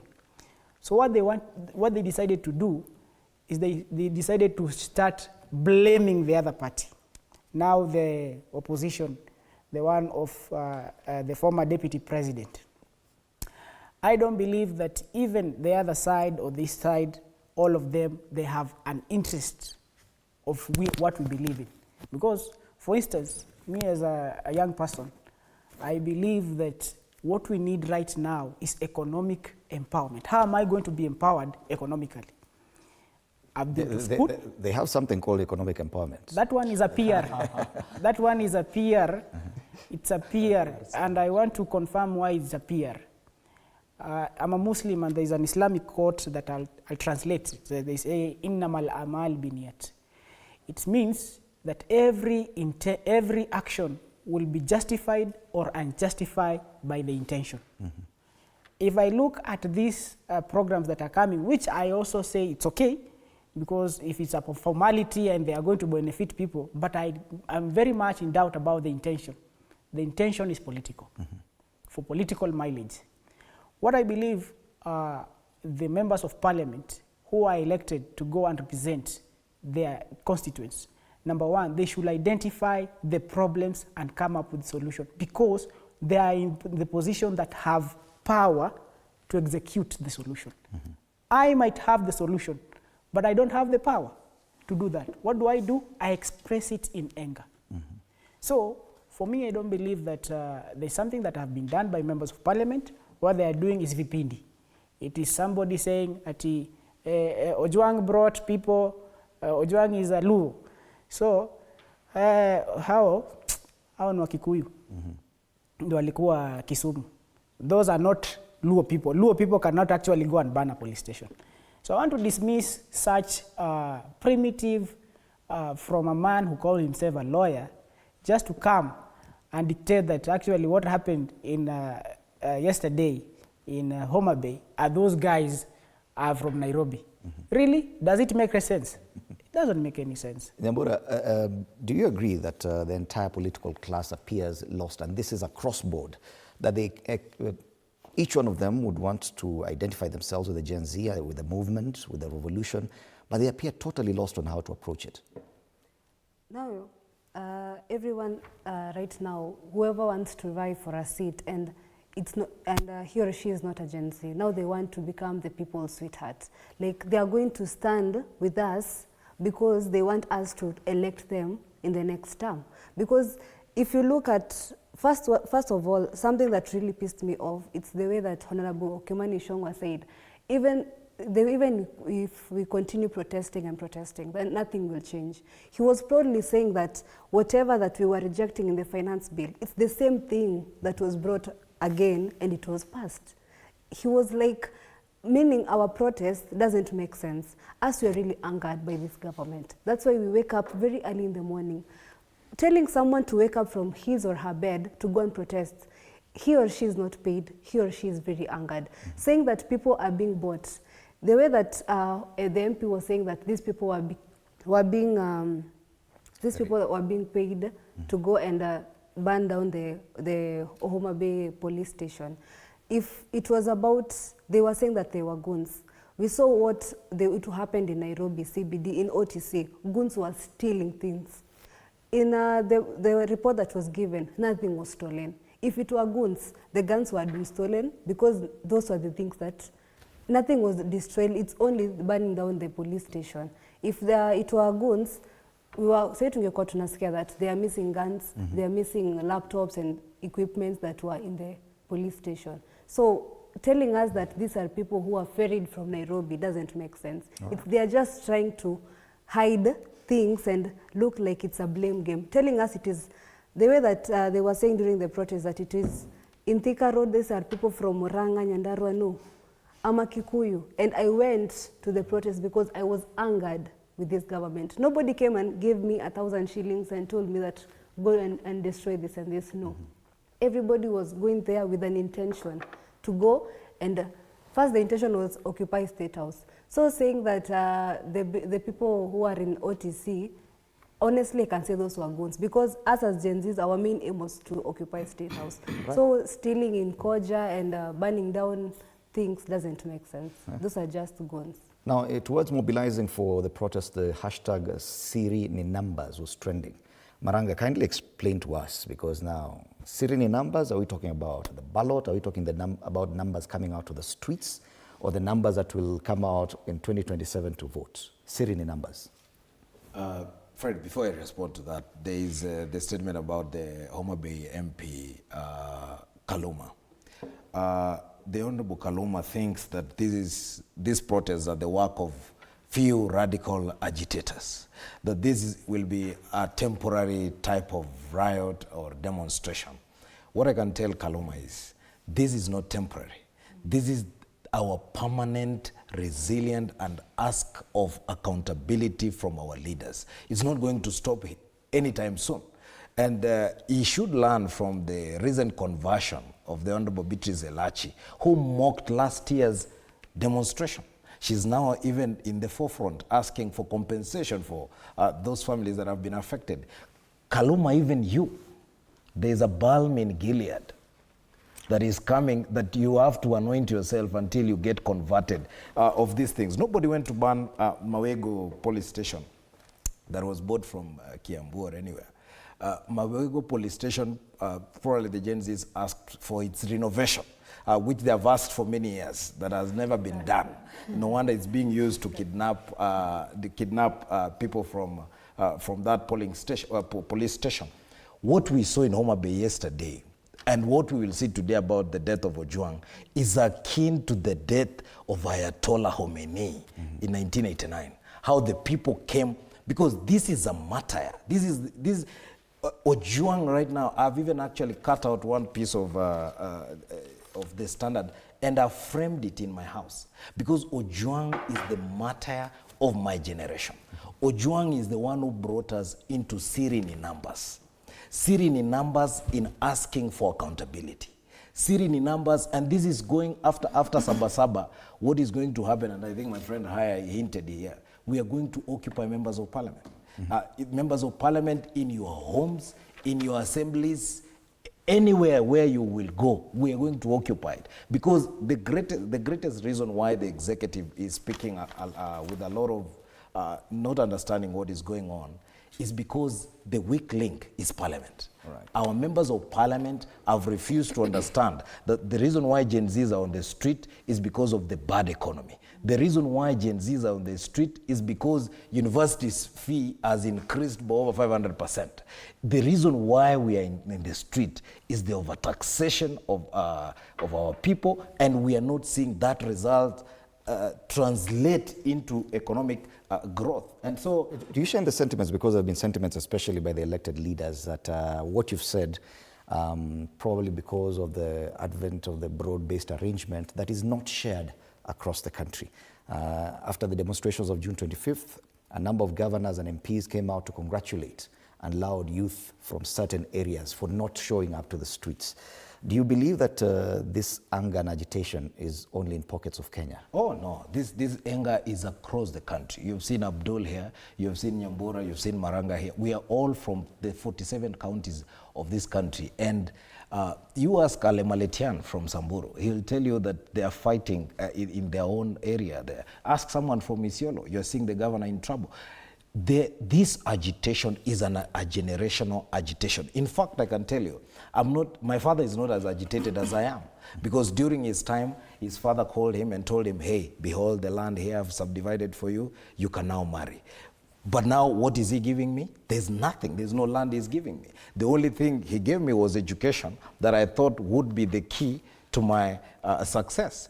But apparently, that is not what is happening. You can read, we have so many people in Kenya who are educated, but they have no jobs. Recently, you guys hosted someone who was a graduate, but a nurse who is selling boga in Ngong Road.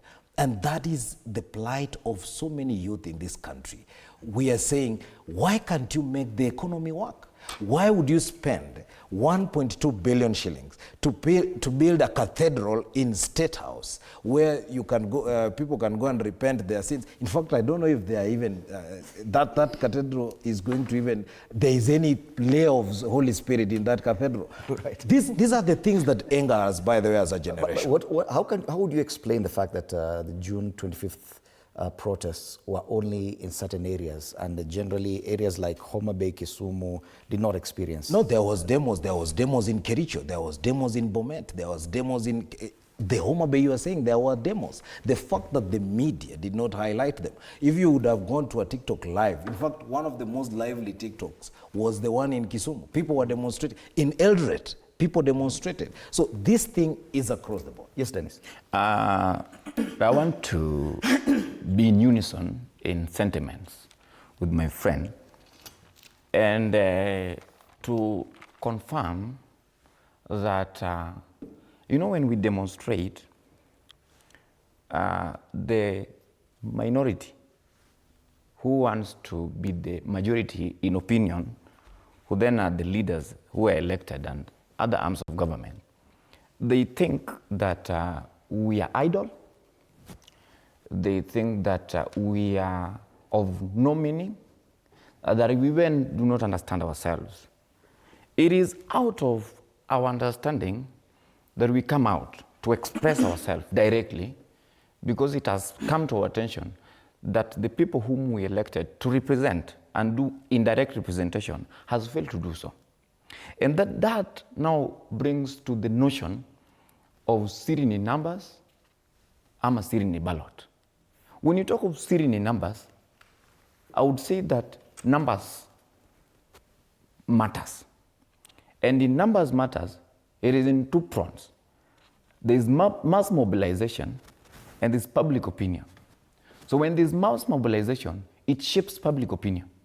So right now, the public opinion that is in the public domain is that whoever will be elected and does not represent the interests of the people has fallen upon arrival. Ballot counts. Again, that is in two fronts. Electoral power and representation. That it is in that ballot that we will be streaming live. We will be watching every vote that counts.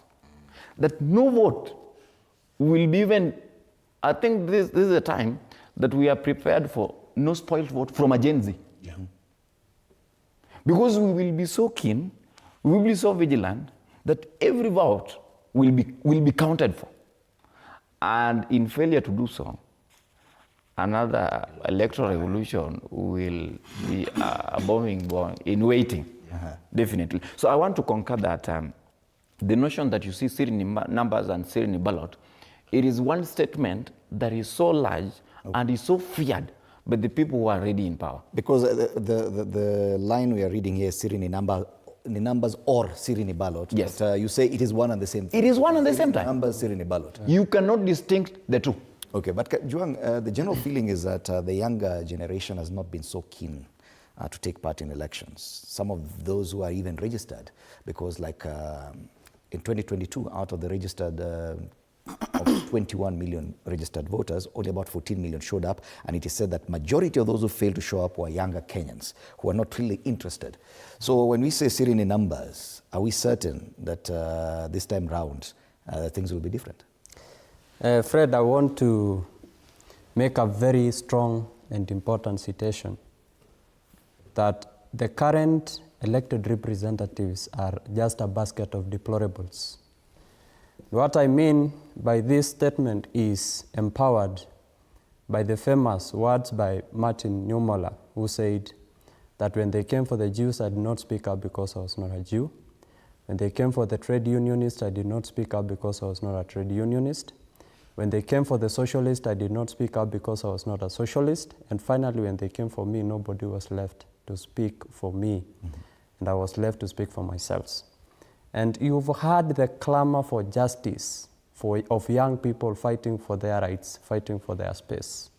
And I want to assure you and assure this table of friends and comrades in the struggle that we are going to ensure, I personally will ensure, that in my family, nobody will vote for this government. Exactly. Nobody will dare vote for this government. And I'm giving them sense on why they must hate this government to the core, on why they also have to mobilize and tell their friends on why they must hate this government too, to ensure that nobody in that community that I come from, in that small village that I come from, is going to vote for this government. And we do not have one person that we have been singing must go. In fact, 95% of the elected representatives right now, all of them must go, 95%, because they have proven beyond reasonable doubt that they are full of incompetence and there is nothing that they can do to salvage the young people from unemployment, police brutality, targeted killings, and all these are things that have survived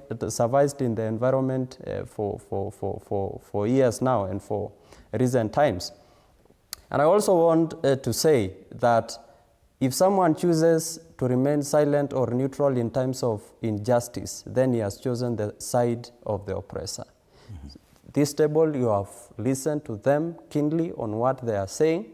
They are saying that we do not want this government because it has oppressed the young people of this country to the core. They have not given us employment. They have not given us anything worthy of noting. In fact, what they are doing is to kill us in numbers. What they are doing is to send the police to kill and maim us, to abduct us. So there is no essence then in defending this government, because there can be no government without the people. It is the people that matter in any formation of anything that you can call government. So therefore, for any essence to be found in principal matter of a government, it is the people. And therefore, if the government does not respect the people have no business respecting the government.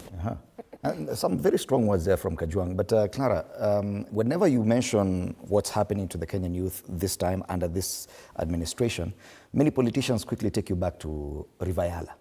They say bodies were collected in Rivayala during a different administration as well. Do you feel that probably we are unfairly criticizing this current administration, if at all previous administrations have been doing similar things? Thank you very much. First of all, I would like to let you know that it's today, it's in this era that my generation has risen. It's now we've known maybe our position in this country. It's now that we want a change in this country. I think especially these MPs that we have, I don't know in other, I think so in very many counties, we are not represented. I think we elected people to go and represent us, of which they are not doing it at all. Because we've seen in many constituencies, people complaining of the MPs, maybe having self-interest, serving their own interests, and very many things. So I would like I think my fellows maybe can follow me on that. It's the right time for us to wake up. It's the right time for us to know who really cares for us. And another thing is to emphasize on this thing called broad-based government. You know, they are bringing us things that we don't even know where to start. We don't even know the broad-based government. What is this broad-based government maybe doing to save my generation? There's nothing that we can see that maybe inatusaidia sisi kama Gen Zs. If now we are given if we are given maybe for us to maybe to stand for, I wish the presidential seat could not have maybe limits. There's no limit. Oh, there's no limit. Oh, thank you. I think we could find one Gen Z, a very strong Gen Z, who will maybe stand for this position. And let me tell you, if one just stands for this position, I'm sure Kenya will be a new Kenya. And everyone here, Ramadan, sounds very confident about the Gen Z and the power they have. So what is your understanding of Siri numbers or Siri ballot? Well, before I comment, I had my friend Maranga talking about what is happening in Isiolo. I'd like just to mention something that I understand. And also that is why you hear some people saying that there were no demonstrations in some areas. There are people who are still pursuing tribal politics. And what is happening in Isiolo, I happened to be there last week, and the impeachment motion that is currently at the Senate is actually perpetuated with the fact that there are people pushing the tribal powers or muscles within Isiolo County. And that's why you see there's that impeachment. It's not totally about accountability. There's some factors of accountability, but the main reason as to why that impeachment motion is being pushed is tribal. You're talking about the impeachment motion of the governor of the governor of Isiolo is more tribal than accountability. Okay. When you talk about, there's another issue. The other day I went to see the CEO of the National Youth Council. Because of the elections of the National Youth Council, so that we also understand whether our Siri numbers or ballot. So mine is also to urge Ms. Gloria to actually make sure that those elections happen so that we youths will know whether we have numbers or we don't have numbers. So that when it comes to the general election of 2027... We really know if we have numbers. We already have. Do you know why I'm saying that? Let me make the reason as why I'm saying that. We youth, we have one problem. And I would like to point it out, and maybe my fellows here will agree. Morara Kebaso and Kasmuel were here, being celebrated some few days ago. But you've seen what has happened. Morara Kebaso the other day was crying on his social media. I've seen him now in Burkina Faso. He's saying that he's going to South Africa. He's been to South Africa, and he has said that he has realized even in Burkina Faso, there's tribalism in terms of leadership. And the two generals, I mean Thomas Sankara and Ibrahim Traore, have been the good leaders, but they have not been democratically elected. So I think it's a disease of tribalism. Now, when it comes to our youth here in Kenya, I also have to identify that we have a problem when it comes to make decisions. We are easily manipulated because, and this is something that I'll sympathize with all of us here. If today, here, my friends here, somebody, we don't know where my sister will go after this session, my brother, you go somewhere and somebody tells you, hey, Ramadan, suchukue hii 10 million hii story tukate. Sasa itakuwa aje. So you go and you arrange your own team. And what is happening in the demonstration you saw, there were youth attacking fellow youth. True or false? True, very true. These young people have been given something. So how much hard do you believe that in 2027 we will have numbers? Just let me make my point clearly. Let me make my point clearly. I have much doubt about the authenticity of we young people at the ballot. The public opinion is now the government must go. But I have much doubt about the authenticity that we have when it comes to voting. It is possible. I want to give you a case scenario of an election that I'll not mention where because I might be held accountable. An election happened somewhere in this country, 2022, about a member of county assembly. Last time, it was only, walikuwa nasema ni bende, sijui ni nini, suti. So there is an area where UDA was kusema, hiyo ndo kusema peke yake. So whoever will win at the primary parties, definitely atakuwa MCA. So do you know what happened? There's this guy who was very sure that he's going to lose. So he went, organized some police officers and some youths. Police officers were given something. And those youth were also given something. So during that time of election, of electing the candidate now to go with the UDA party, they went and attacked the others. Vita zikakuwa. Now, kwa sababu kuna huyo alikuwa na believe that he is now the superpower, he started fighting back. Nini wakina nani? You see? And how the police got an opportunity to arrest them all. The candidate was supposed to win at the UDA level, plus his supporters. What in that? During the time of electing the representative of UDA, the one who was supposed to lose, according to the atmosphere of the election that time, did actually take the UDA ticket. He is now the MCA. So the reason I don't say that is because we don't know within us who are the hypocrites. Okay. Because before I come to you, Maranga, Nyamura, because you're talking about Siri, meaning that there's still doubt about these numbers. Just as Ramadan says, that yes, there's this belief and there's a lot of confidence that Gen Zs have one common thought, but there's still challenges and in mobilizing the younger Kenyans towards one direction. Do you agree that there are serious challenges? Yes, there is a very big challenge because even those people who are attacking us as loyal protesters with the main goal are still our Gen Zs. They were paid. So here, the enemy is poverty. Because if it's not for poverty, they could have not accepted that money and fight us back. Because if they still feel the pain that you're feeling each and every morning that you wake up and remember that my country is burning, they could be with us in the forefront fighting against this government. So here I can just say that we might say yes, sitting in numbers, but are these people loyal? Because the same people are the ones who are paid to fight us. The same people are the ones that are used by this government to come and attack us back. Because if you see, our parents can't just come out and fight against us. First, they are the ones who are pushing us to go and fight this government because now they're regretting whatever they did. As like for me, 2022, I was still in school. I was not eligible to vote. But now due to this government and the way I'm feeling and the education that I have right now, I feel like it's my time now. Even I usually tell my mother each and every day, you see whatever you've made us to be, because if it was not for your votes, we could have not been here. My mother was very keen in counting, Azimio UDA, Azimio UDA. Sahi, anakuanga tu like, I regret whatever I did, because even her herself, like, she's feeling whatever I'm feeling. She's feeling the death of Ojwang. she's feeling the death of the 20 people that died during the 2025 protest, and even for the 60 plus people who died last year.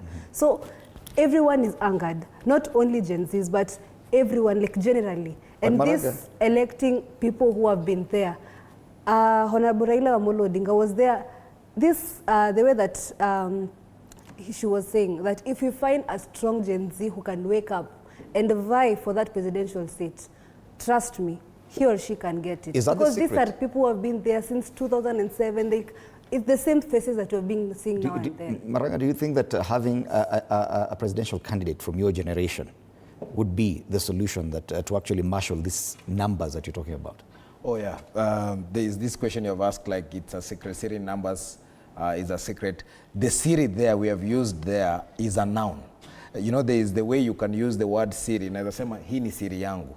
But now you can also say Siri ya kupata hii kikombe is to come for it. So the way we have used Siri there is to mean that this is the way. This is the truth. And we are saying that numbers matter, and right now we as young people of this generation have known that actually our numbers matter, and the person we are actually going to elect next election. And that is why Morara Kibaso was never the leader of the movement. He was probably ahead of the line. Kasmuel Makoure with his Tarumbeta was not the leader of the movement. He was just on the line. And anybody who thinks he's ahead, including these leaders that right now are very popular, the Honorable Rigathi Gachagua, the Honorable Matiang'i, CJ Maraga, these individuals are not captains of the movement, but they are probably leading or talking issues of Gen Z. So if you deviate, even right now in Mount Kenya, if Rigiji comes and says, now I'm joining the government, you think Mount Kenya people will join? You think Nyambura will join? She won't. So what we are creating right now is a revolution of ideas. And I can tell you, and I want to disagree with my brother Kajwang here, who said that right now youth... Kajwang is over here. I'm sorry. You see, right now Kenya is united. Until now, you cannot even differentiate who is a Kajwang and Ramadan. What I wanted to say is that young people are not going to be bought anymore. In fact, the few who are going to be bought are the minority, what my brother called the loud minority. This loud minority is not going to create, you see, they are in 2027, they are going to be, or probably earlier, they are going to be like a storm in a teacup. It won't stand a tsunami. What if, Dennis, what if it happens that there are so many candidates, some of these names that you mentioned, and Gen Zs and every generation have free will to choose who they prefer. And it's not wrong. There are those who prefer Fred Matiang'i. There are those who say Maraga is the way to go. There are those who even feel William Ruto is a possibility. What is this? Because according to what you're trying to suggest is that the Gen Z vote will be one united vote. Yes. Is it possible to do that? It will be. And what will make it united? Fred, if you look at what is happening right now, is that first of all, the Gen Z are already united on one issue, right? So once we are united on one issue, we cannot fail to be united on representation and electoral power and one particular candidate. And sooner or later, you will see that the opposition will want to come together and produce one person for the fear of even losing relevance. Because once all of them are vied, automatically all of them will fail and they will lose relevance. What the opposition and what the people who is in broad-based government, they are doing is to maintain relevance so that either of them have a favor of Gen Z. Well, Gen Z, as at now, we are still busy to ensure that the government to be accountable as at now. So once we've finished that business, now we go to the election. Sooner or later, you will see now we will now be going from one polling station to another, ensuring that even members of the IEBC, now we start making them accountable so that we move, because we shall have known that when we are not in government, we shall never be included. There shall never be accountability. And you know, when I speak here, I speak in two fronts. I speak as a leader of the youth. I speak as a leader of persons with disability. So I come here wearing two coats that are very vital for decision making in this particular country. Mm-hmm. So all these particular people whom I wear their coats are on one unison that they have to be included. An inclusive government must be created by one, when we've already been united with the particular issue, then we move forward to be on the election. Yes. All right, but Kajwang, the issue is we are only left with about 28 months, let me just see, to election date. So far, 24 months, 4 weeks to the next election. So far, we've seen candidates present themselves. Many have declared their ambitions of becoming president. And it is their right to actually run. And each of them will want to endear themselves to the younger generation.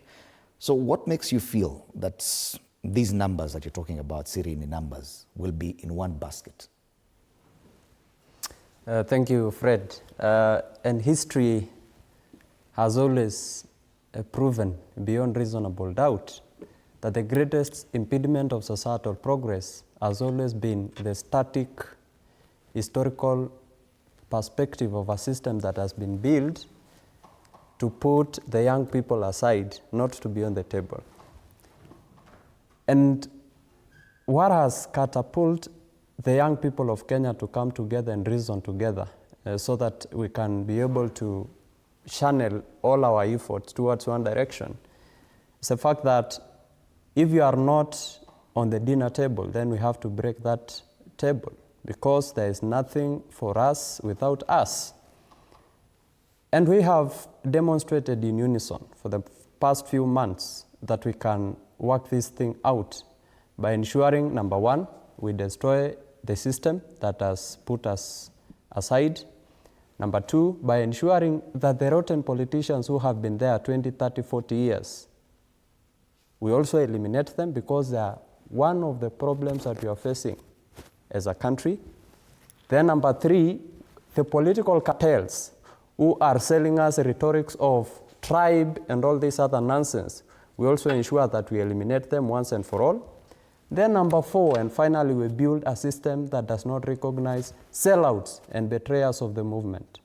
And with that, I will be very sure and certain with my fellow young people seated here that we can be able to now cordon off the sellouts, betrayers, political cartels, bigotry, and political demigods, and all this other nonsense that we've been fed for years, and be able now to decide that we as young people are going to front one person who is serious, who is going to administer justice to every young person in Kenya, no matter who your father was, no matter what is your father's name. From the candidates who are already there, or a new candidate, a different one? No matter the candidate, even if it is the ones that have already brought their aspirations forward, or because there's still some few months to go. Yeah. We still can then see if someone else can come, we see a way to fix that. Definitely. But then we have to solve this problem.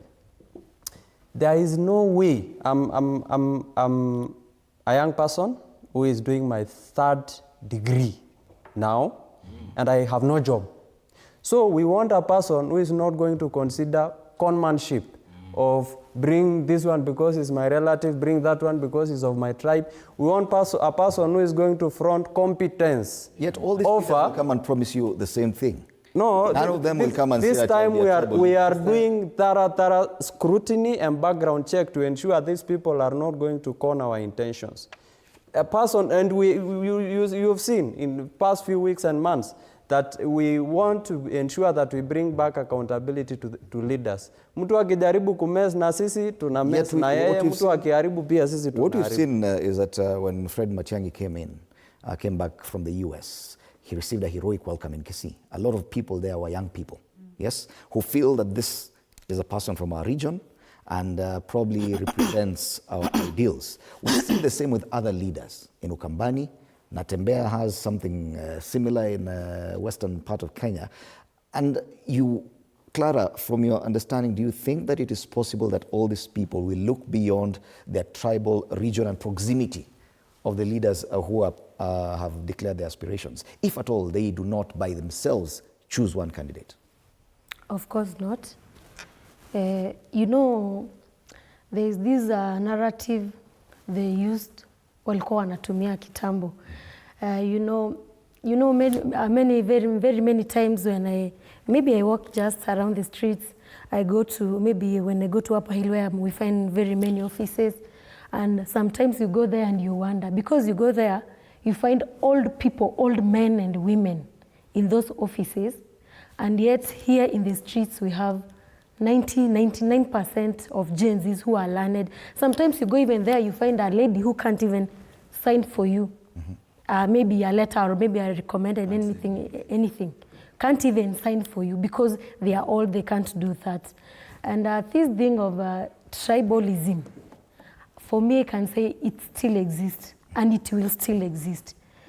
Because now... Even within the Gen Zs? Perhaps 95%, because for now, if maybe a person like Ledama Olekina, the senator for Narok, I don't come from Narok, so I'm using him because I don't want to use for my county because maybe they can say, yeah. So, for example, this Senator Ledama from Narok County, if now he stands out and he says that maybe he wants to vie for presidential seat, you will see mad Gen Zs from my community, the Maasais, shouting and celebrating him because he's from my community.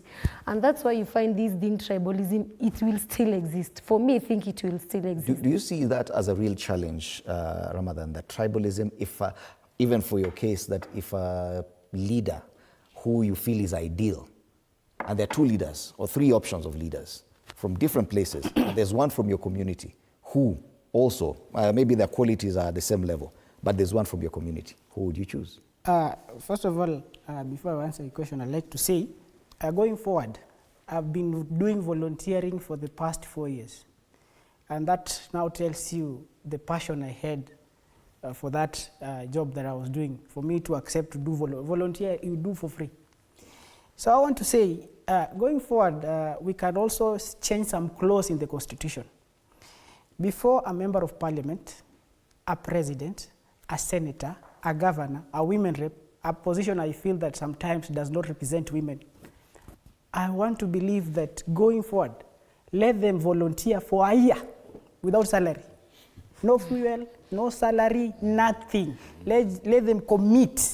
So after a year, we will see that actually these people have been given public funds, they have constructed schools, they are given bursaries, they are working in matatu. We don't want to see them, you know, they have just told you. Most of these people, even myself, William Ruto, the president, His Excellency the President said, and I want to quote, he said, that he was not in a position to get a job, so he decided to run. So for me, I believed in my own interpretation, I said, because he didn't have a job, that is why he ran to get a job. Yes. You see?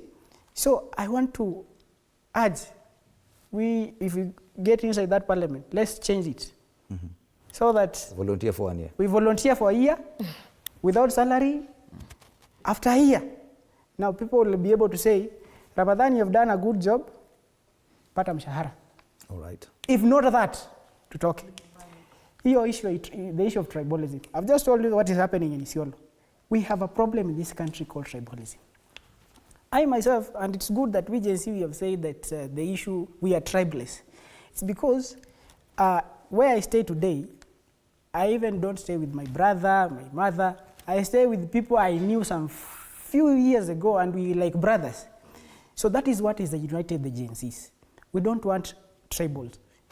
Now, and the issue of Gen Z, that's why I was telling my friend here, we have a very long way to go in terms of uniting our fellow Gen Z. There are those now living in mashinani. They can only listen to the Mzee wa Kijiji. Because yesterday I saw a press statement by, I don't know, there are people from Tana River, I don't know, Marsabit, the other from Isiolo. They call themselves regional leaders, ama wazee wa kijiji. So they are the one who decide the direction of politics in those regions. That is a crisis. And for us to succeed as young people, we should cut that curse that for me to take certain direction, there's somebody that must speak on our behalf. What will cut that? You said cut that. What will be that thing that will end tribalism? Because Gen Zs are not just in urban areas where all communities converge. If you go deep into Mount Kenya, you'll find people who are just purely indigenous from there. If you go to Nyanza, you'll find people who only listen to Luo leaders. So what will actually bring this tribeless chant to fruition? What can really bring this is if someone really feels the pain. Because I can only choose my leader if I know that he is capable to do that work. When you said when Matiang'i came from US, charity begins at home. That's why he first went to Kisii. Yeah. Because that's his home and he wanted the blessings from his people. It's not that it's only Kisiis that they're going to choose him because he's from our county, no. There are people who are there and know that he's not a good leader. That's why even they won't. They are Kisiis, but they can't choose him. Because now we are looking at, we are going to look at your background. Not only because you're from Murang'a that I'm going to choose you because you're from Murang'a and maybe even you're my neighbor. No, you might be even my next door neighbor and maybe that the only thing that divides us is that fence. But I can't choose you because I know that you're not capable. Now we are not going to look at because you're from my tribe, but I'm going to choose you. No, we are going to look at your accountability. Someone who's willing and who's ready to rule this country, not in a tribal way, but in a way that everyone feels represented. That's why even I usually feel happy seeing that fellow Gen Zs, they want to vie for those seats. Because even if you see the current MPs that they are there, they usually swayed. Because now the majority are from UDA, so when our president says anything and he's our leader, we are going to follow him. Gen Zs, we are here, we are tribeless, we are fearless, we are leaderless. And that's why we want to go and vie for those seats. To remove those people who are seated in the offices with big stomachs. I can go to an office and the way that she has said, even she can't sign because of the way that she's old. We want those people. We are so many Gen Zs, learned, graduates, unemployed. That's why we want to go and find for those seats and even to occupy those offices and we take there. They say that it doesn't take only leaders who are elected or otherwise to change the issues that bedevil a country, that you could change the leaders and still the problems remain. We'll be looking at that and if the ballot is the only way to address the problems that the current Gen Z generation is talking about. You're watching Morning Cafe. Let's take a short break.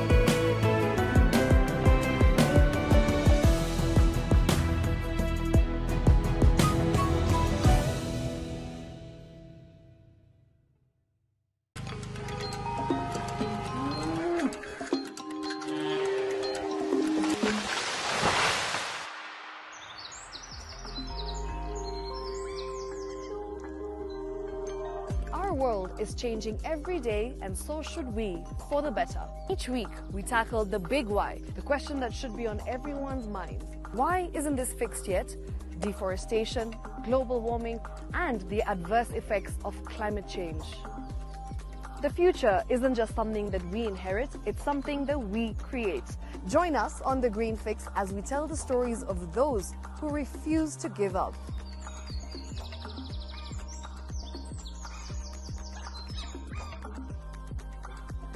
When it comes to fixing the planet, there is no time to waste. Join me, Shiksha Arora, on Thursdays at 9 p.m. on The Green Fix as we look into the big why, you and I.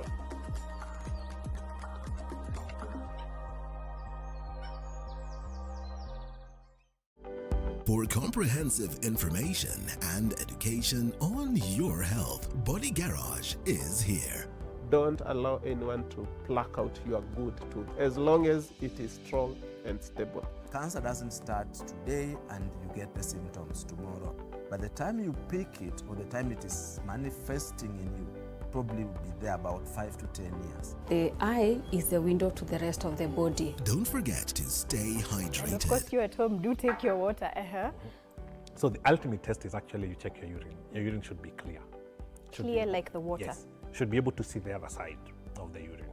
If your urine is colored or has changed color, you cannot see the other side, then you have not taken enough water. Don't forget regular health checkups. Early detection saves lives. I want the message be, we can prevent cervical cancer. We prevent cervical cancer in several ways. You have young girls and even somebody who's above that age, you can pay at least every 3 years. Somebody should have a pap smear done. If you are 40, 45, 50, going upwards, once a year, please go see a doctor. Yeah, it's just for normal routine maintenance.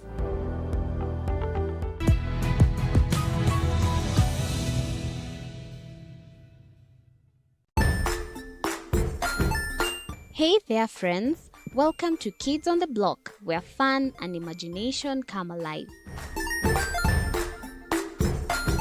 We dive into magical world filled with exciting adventures and awesome friends. What position were you in? I was number 2. What position were you? Number 1. He decided to cross the bridge by his house and look for food on the other side. We're going to do half cup of chocolate chips, and the other one, we're going to do half cup of the blueberries. So, grab your imagination hats and get ready to explore with us. Join us every Saturday at 9 a.m. for new friends, amazing stories, and tons of laughter. Jiunge nasi tunapoangazia safari za viongozi bora.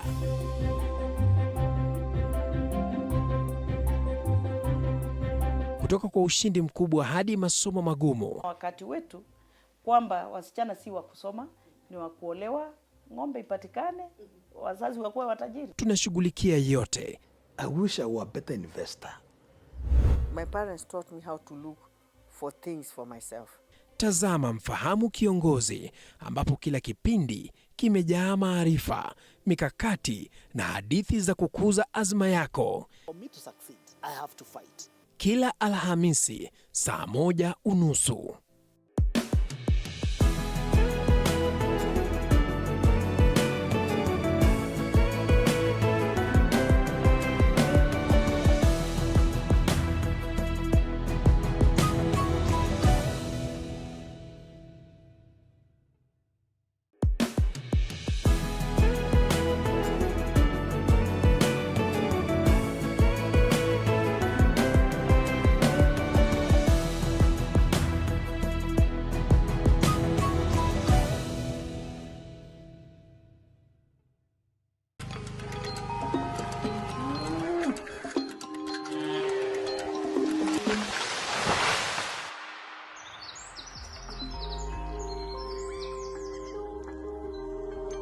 Our world is changing every day, and so should we, for the better. Each week, we tackle the big why, the question that should be on everyone's minds. Why isn't this fixed yet?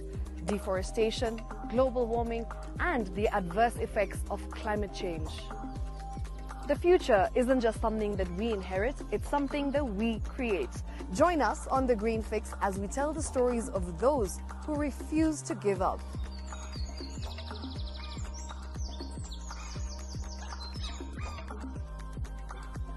When it comes to fixing the planet, there is no time to waste. Join me, Shiksha Arora, on Thursdays at 9 p.m. on The Green Fix as we look into the big why, you and I.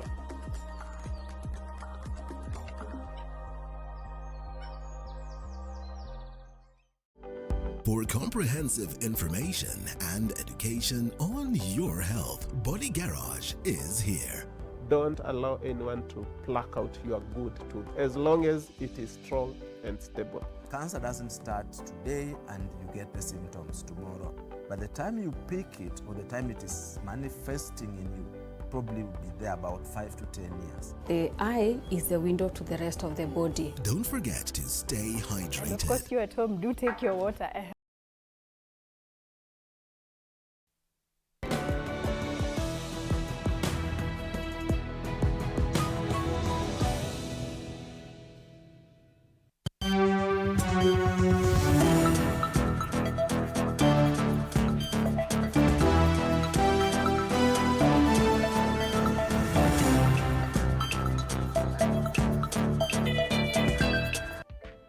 Right, welcome back. You're still watching Morning Cafe, and today being a Friday, it is a youth perspective. I have a panel of youths here, and it's interesting the kind of opinions they have on Kenya's politics. And going forward, we've been talking about the electoral possibility, going to the ballot, and the numbers that we are hoping for. But many people may argue that probably the ballot is not the solution, that there are real issues that need to be addressed for the Gen Zs, and that there could be another channel to address them.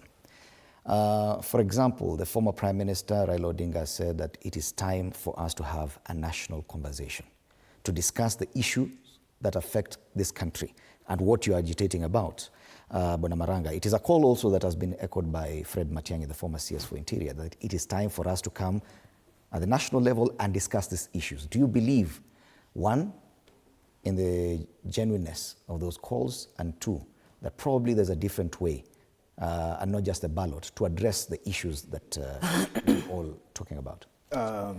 Thank you, Fred. The issue about dialogue, in 2023 there was dialogue that came up with a report called NADCO. They want us to create another dialogue which will create a document called Gen Zidco. We don't want to do Gen Zidco. We want, all we are saying, Fred, it's very easy. We are saying reduce university fees to make education affordable. We are saying make health affordable. I mean, why do we need to come to the table for you to do the work we actually elected you in 2022 to do? So the clarion call of the political class that we should be able to come and sit and start discussing the issues which they already know. Majority leader knows that I need to table a document in parliament that is not putting tax on pads for our girls, a document that is not going to impose tax on feeds for our cattle and chicken. Those things don't need like a whole dialogue at KCC to discuss over months, led by individuals who will be taking tea and coffee. No, what Gen Z want is accountability. And we are saying, if you're not going to be accountable, Siri in numbers is not going anywhere. Siri in numbers will be in churches. Siri in numbers will be in parliaments of the National Assembly and the local assemblies in the counties. We are not going to accept to be led by leaders that are not going to be accountable. The Honorable Fred Matiang'i, he has mentioned about dialogue, and he has, you remember last year's demonstration, it was us, the Gen Z, who called on Matiang'i to come. Why? Because we know Matiang'i is an enforcer. Matiang'i is a man in command. Matiang'i is a man who has delivered before. But he should also remember that the new Gen Z that we are dealing with demands accountability, not seasonal accountability, but permanent, enduring, and eternal accountability. And that is, if he presents himself, and I hope he has, as the youth communication advisor for UPA party, which I believe is the party that he will run on, that we have firmly talked to our candidate and presented our pleas, and especially as young people, and told him, we want you to lead us to the promised land, but these are the instructions. You have to come converted. And I am happy that he has shown that he is converted, and I know there are people that may not agree with him right now, but we will be sitting at tables to persuade them and tell them that this is the path that we want to walk in. Where we walked in the past that was not right, we have repented our sins, and we are calling for even public inquiries about what Matiang'i has been asked about. Don't you think that even on that issue of and the issues we've listed, especially accountability, that should be the discussion at the national level probably, and issues like youth unemployment, Dennis? Yeah. Don't you think that there's probably need for that conversation at that level? I totally believe that the current agency is for accountability. Accountability in public spending, accountability in representation, accountability in governance, and even revenue. What I understand is that there's a conflict. So there's a conflict between the youth, the young people, and the people in government. The reason why there's a conflict is that one party knows what they should do, and they are failing deliberately to do. And that the other party knows very well that the other party is deliberately avoiding what they should be doing. So then that creates a conflict. So the problem is clear. So now, when there's a conflict, the other party usually goes for dialogue. While the other party is on a standard grade that, fine, this is what we are addressing. So kindly, you just do what we are agitating for. So in an event that a dialogue might occur, this is what I suggest. That first of all, there are some organs of government that should be brought to book. Mm-hmm. One is the police. They should come out and tell us now, what do they understand by even the word protest? What is their point? Because whenever people come out to express themselves, they are met with water cannon, bullets, and there are consequences that are negatively. And these things continue to even bring conflict to each puzzle. And now, there are things called early warnings. There is now the Sabasaba coming up. The national intelligence should now be previewed to know what is this Sabasaba for. They should then advise their people accordingly that these people, this is what they want. What do we do to prevent? Can we now ensure that there's proper service provision, there's all the delivery in her hand? Can the leaders come out clearly and say, fine, members, we've been mistaken. We've understood what you are addressing. This is our plan. And it comes back to Gen Z, and we agree. If that is your plan, does it concur with what we address?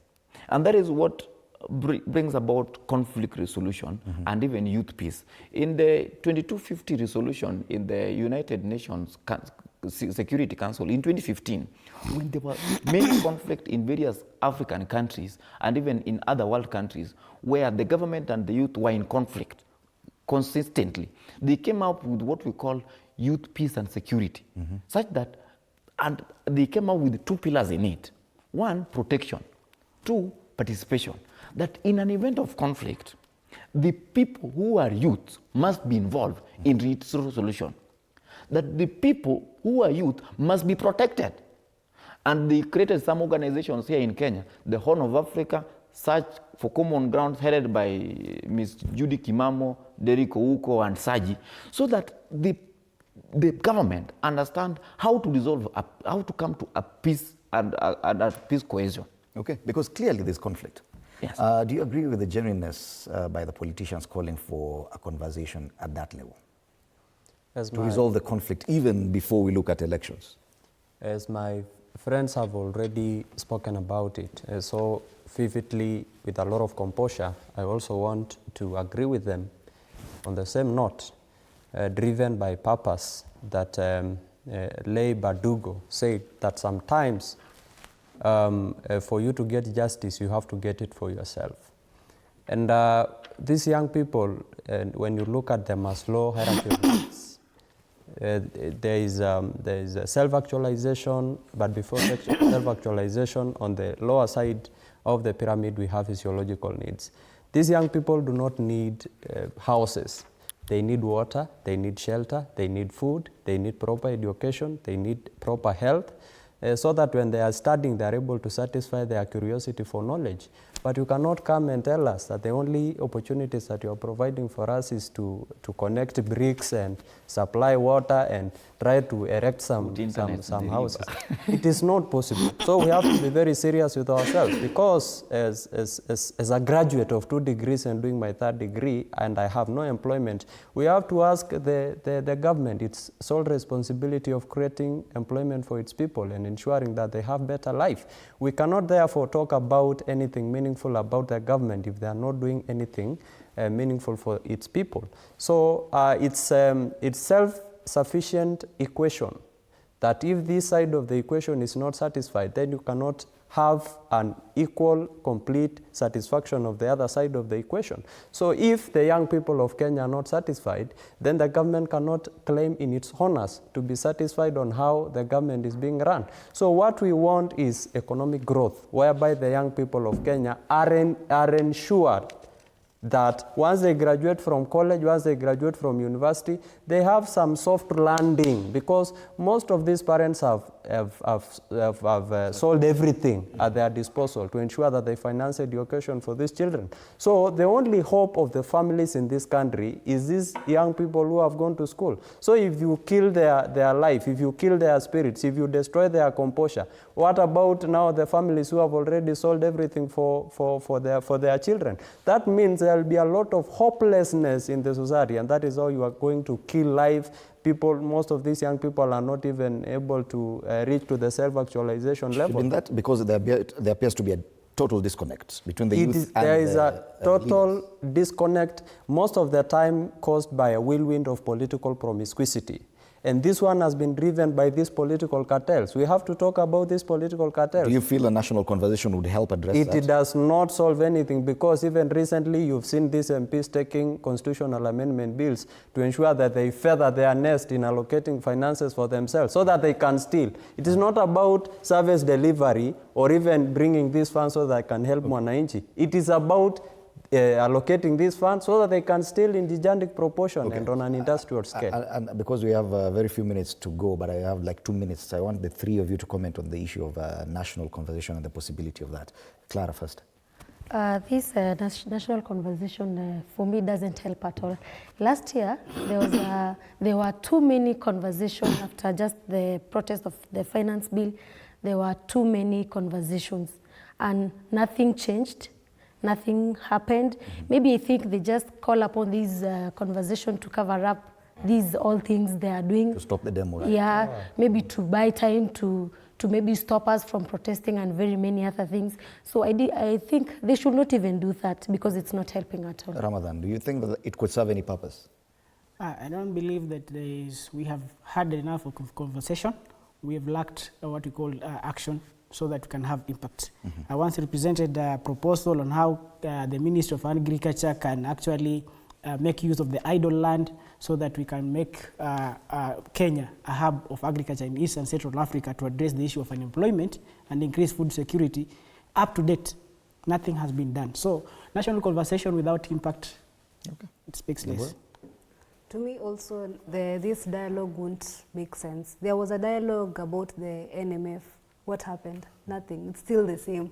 So even if they continue saying that there should be a dialogue, it won't make sense. They'll just say, there is money that is allocated for the dialogue, and the same money that is allocated should be doing something more constructive other than putting conserving money for people to drink a cup of tea for. Then they'll make a dialogue a whole week. So if you can imagine the money that we're going to spend the whole week just for a single dialogue that even won't change anything, could have just constructed a school, a junior school, or could have just constructed something else that you're going to see that this money has done something other than just a mere dialogue that won't make sense. And as you come to the end of the conversation, you can see the president is building a church, State House, 1.2 billion shillings. But even more pressing, the Monday. Monday. Yeah. So I'll give you 2 minutes. You could talk about the church and the conflict between church and state, as well as Monday. Let's start with you, Maranga. Go first. Oh, thank you. Thank you, Fred. Personally, I want to talk to Madam Passaris. Passaris, the Honorable Women Rep for Nairobi. You want to create social distance in Maandamano. Maandamano has no formula. Maandamano has no social distance. You want to create barbed wire between the demonstrators and parliament and their parliament. It's our parliament. Passaris, we sent you to that parliament. So we want to warn you, Madam Pasaris, rescind that motion, withdraw that motion.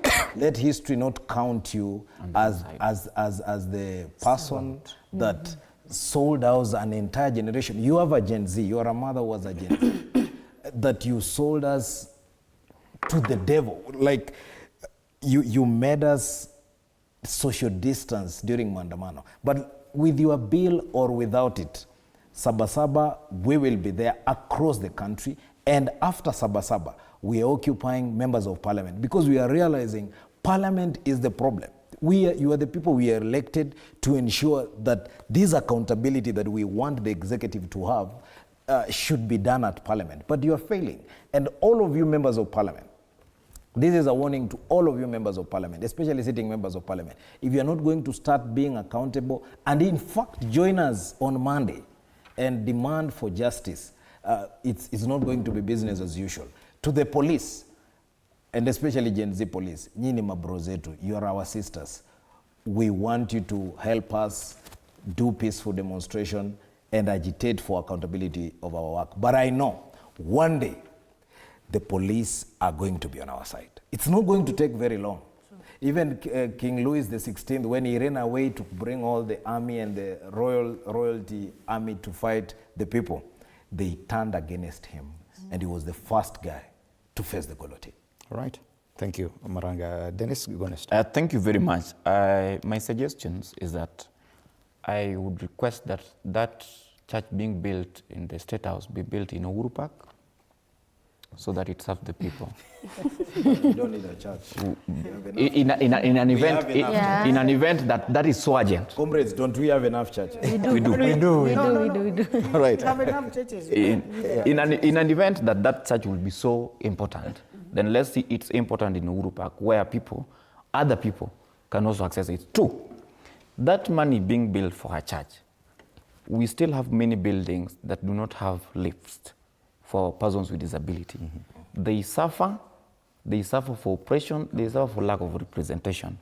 Let that money, 1.2 billion, be spread across all the counties to ensure that all buildings are accessible for all persons with disability. Number 3, let that money to ensure that it reduces the fee that our children are going to pay for September intake. Many people are going to be stuck. Many are going to go for Shylock loans. Many are going for abrupt loans that will be on their hand because those loans are 30% interest. So I would urge that let us shift our priority to the priority of the people. That I am not standing here today because I'm a Luo. I'm not standing here today because I'm a Kenyan. I'm not standing here today because I'm black. But I'm standing here today because I'm a youth. Thank you very much. Thank you, Dennis. Ramadan, you go next. Yes. Maybe my parting shot, I would like to say what we have witnessed for the past days is a call for the government of Kenya to listen to the demands of the youth. We are the majority. We are not demanding that the government should give us everybody money to stay home. We need accountability because every day the government does not depend on people who live in areas they look that they are wealthy. It is our 1 shilling that we spend every day that circulate that stabilize the economy of this country. That now tells you that the government needs to understand that the youth of this country have been pressed, and that's why they are angry. They are not coming out to express their anger because they hate or there's something. The hate has just come because nobody is listening to them. So 2027 is not too far. We are remaining with the 18 months. What we need is accountability before we take them home. Because I believe since last year up to date, if that period has not given them something to listen to what the youth needs, now it communicates to us that actually they don't deserve. We have the solution. We deserve to be there. And I'm telling the residents of Embakasi Central Constituency, I have done so much to my constituents, especially the youth. I'll be vying for the Member of Parliament Embakasi Central Constituency, not because I'm opposing anyone, but I want to propose policies and implement the policies that will be effective to our people.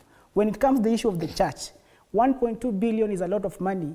And I was seeing a meme that Africa is a proof that religion cannot take you out of poverty. True or false? True. There are so many churches than industries.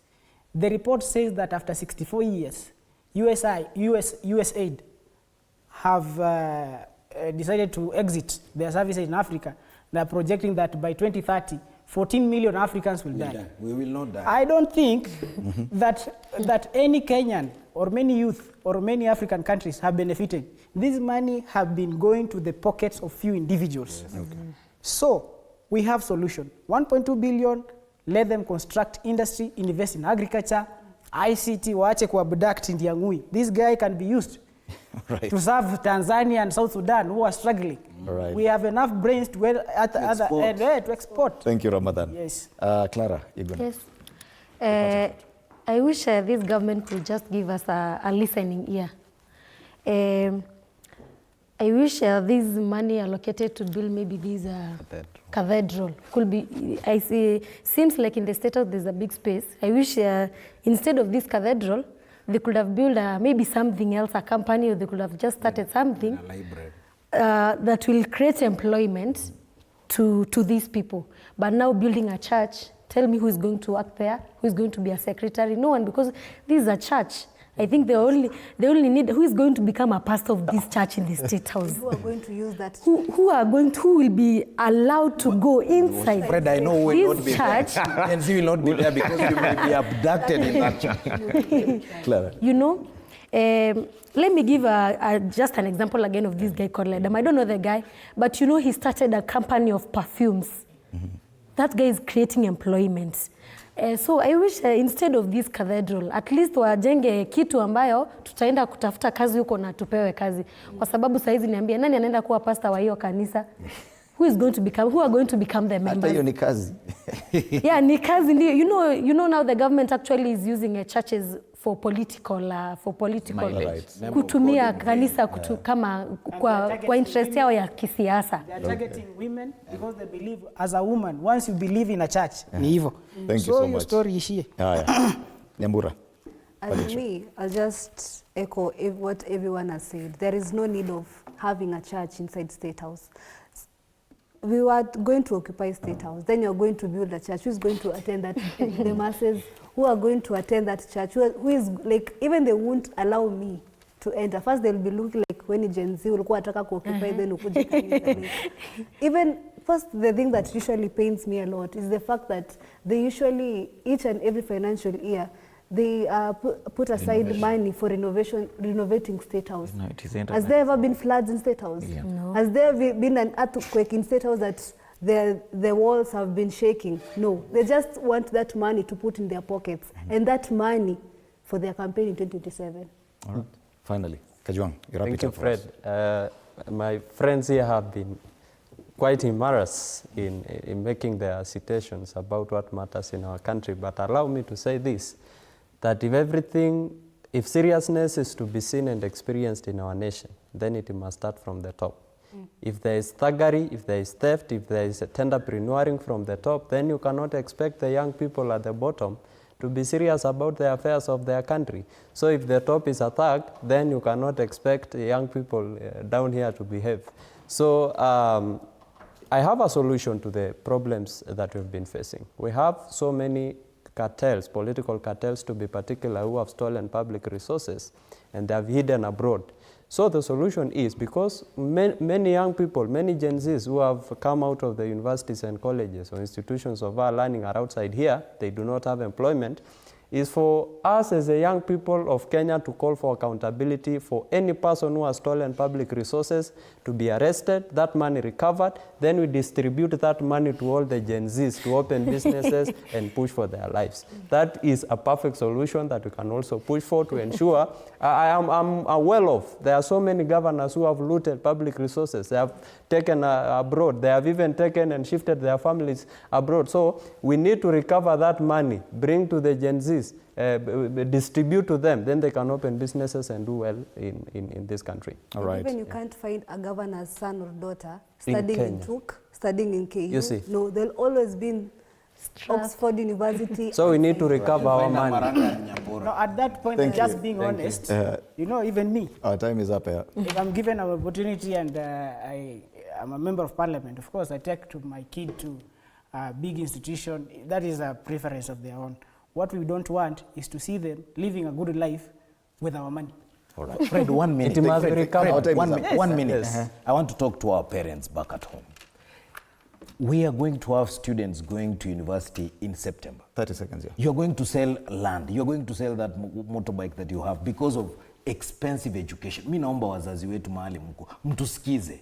Economy inaenda kuwa mbaya, mtauza kila kitu, and in the end, it's not going to be easy for us. Yeah. Please listen to us. We are telling you, mujitokeze sabasaba, we'll give you flags and what. Yes. All right. Thank you so much, Omoyo Maranga, UPA Strategic Communication Advisor. SK Kajwang, who's a Kenyan youth, and you say you're pursuing your third degree? A former president of MKU. By the way. Former president of MKU. Yes. Asante sana. Yes. We have Joyce Nyambura, who's Assistant Organizing Secretary, NUCSA, which is a Nairobi University and Universities and Colleges Students Association. Ramadan Abdul, who's an aspirant for the seat of Embakasi Central MP. And we wish you all the best. We also have Haya Dennis, Chairperson, Kenya Youths with Disabilities Association, and Karu Clara, youth leader from Kajiado County. Thank you so much, ladies and gentlemen, for your time at TV47 and for your very well-considered opinions on the issues we've discussed today. It is a Friday. The weekend is just about to start. DJ Granite is in the house for some nice music. And also do stand by. Harry Ritchie, him of Vida fame, will be here as well. He has a new song out, a remix of the famous Bicycle chant from Western Kenya. Well, my name is Fred Indimuli. Have a lovely weekend.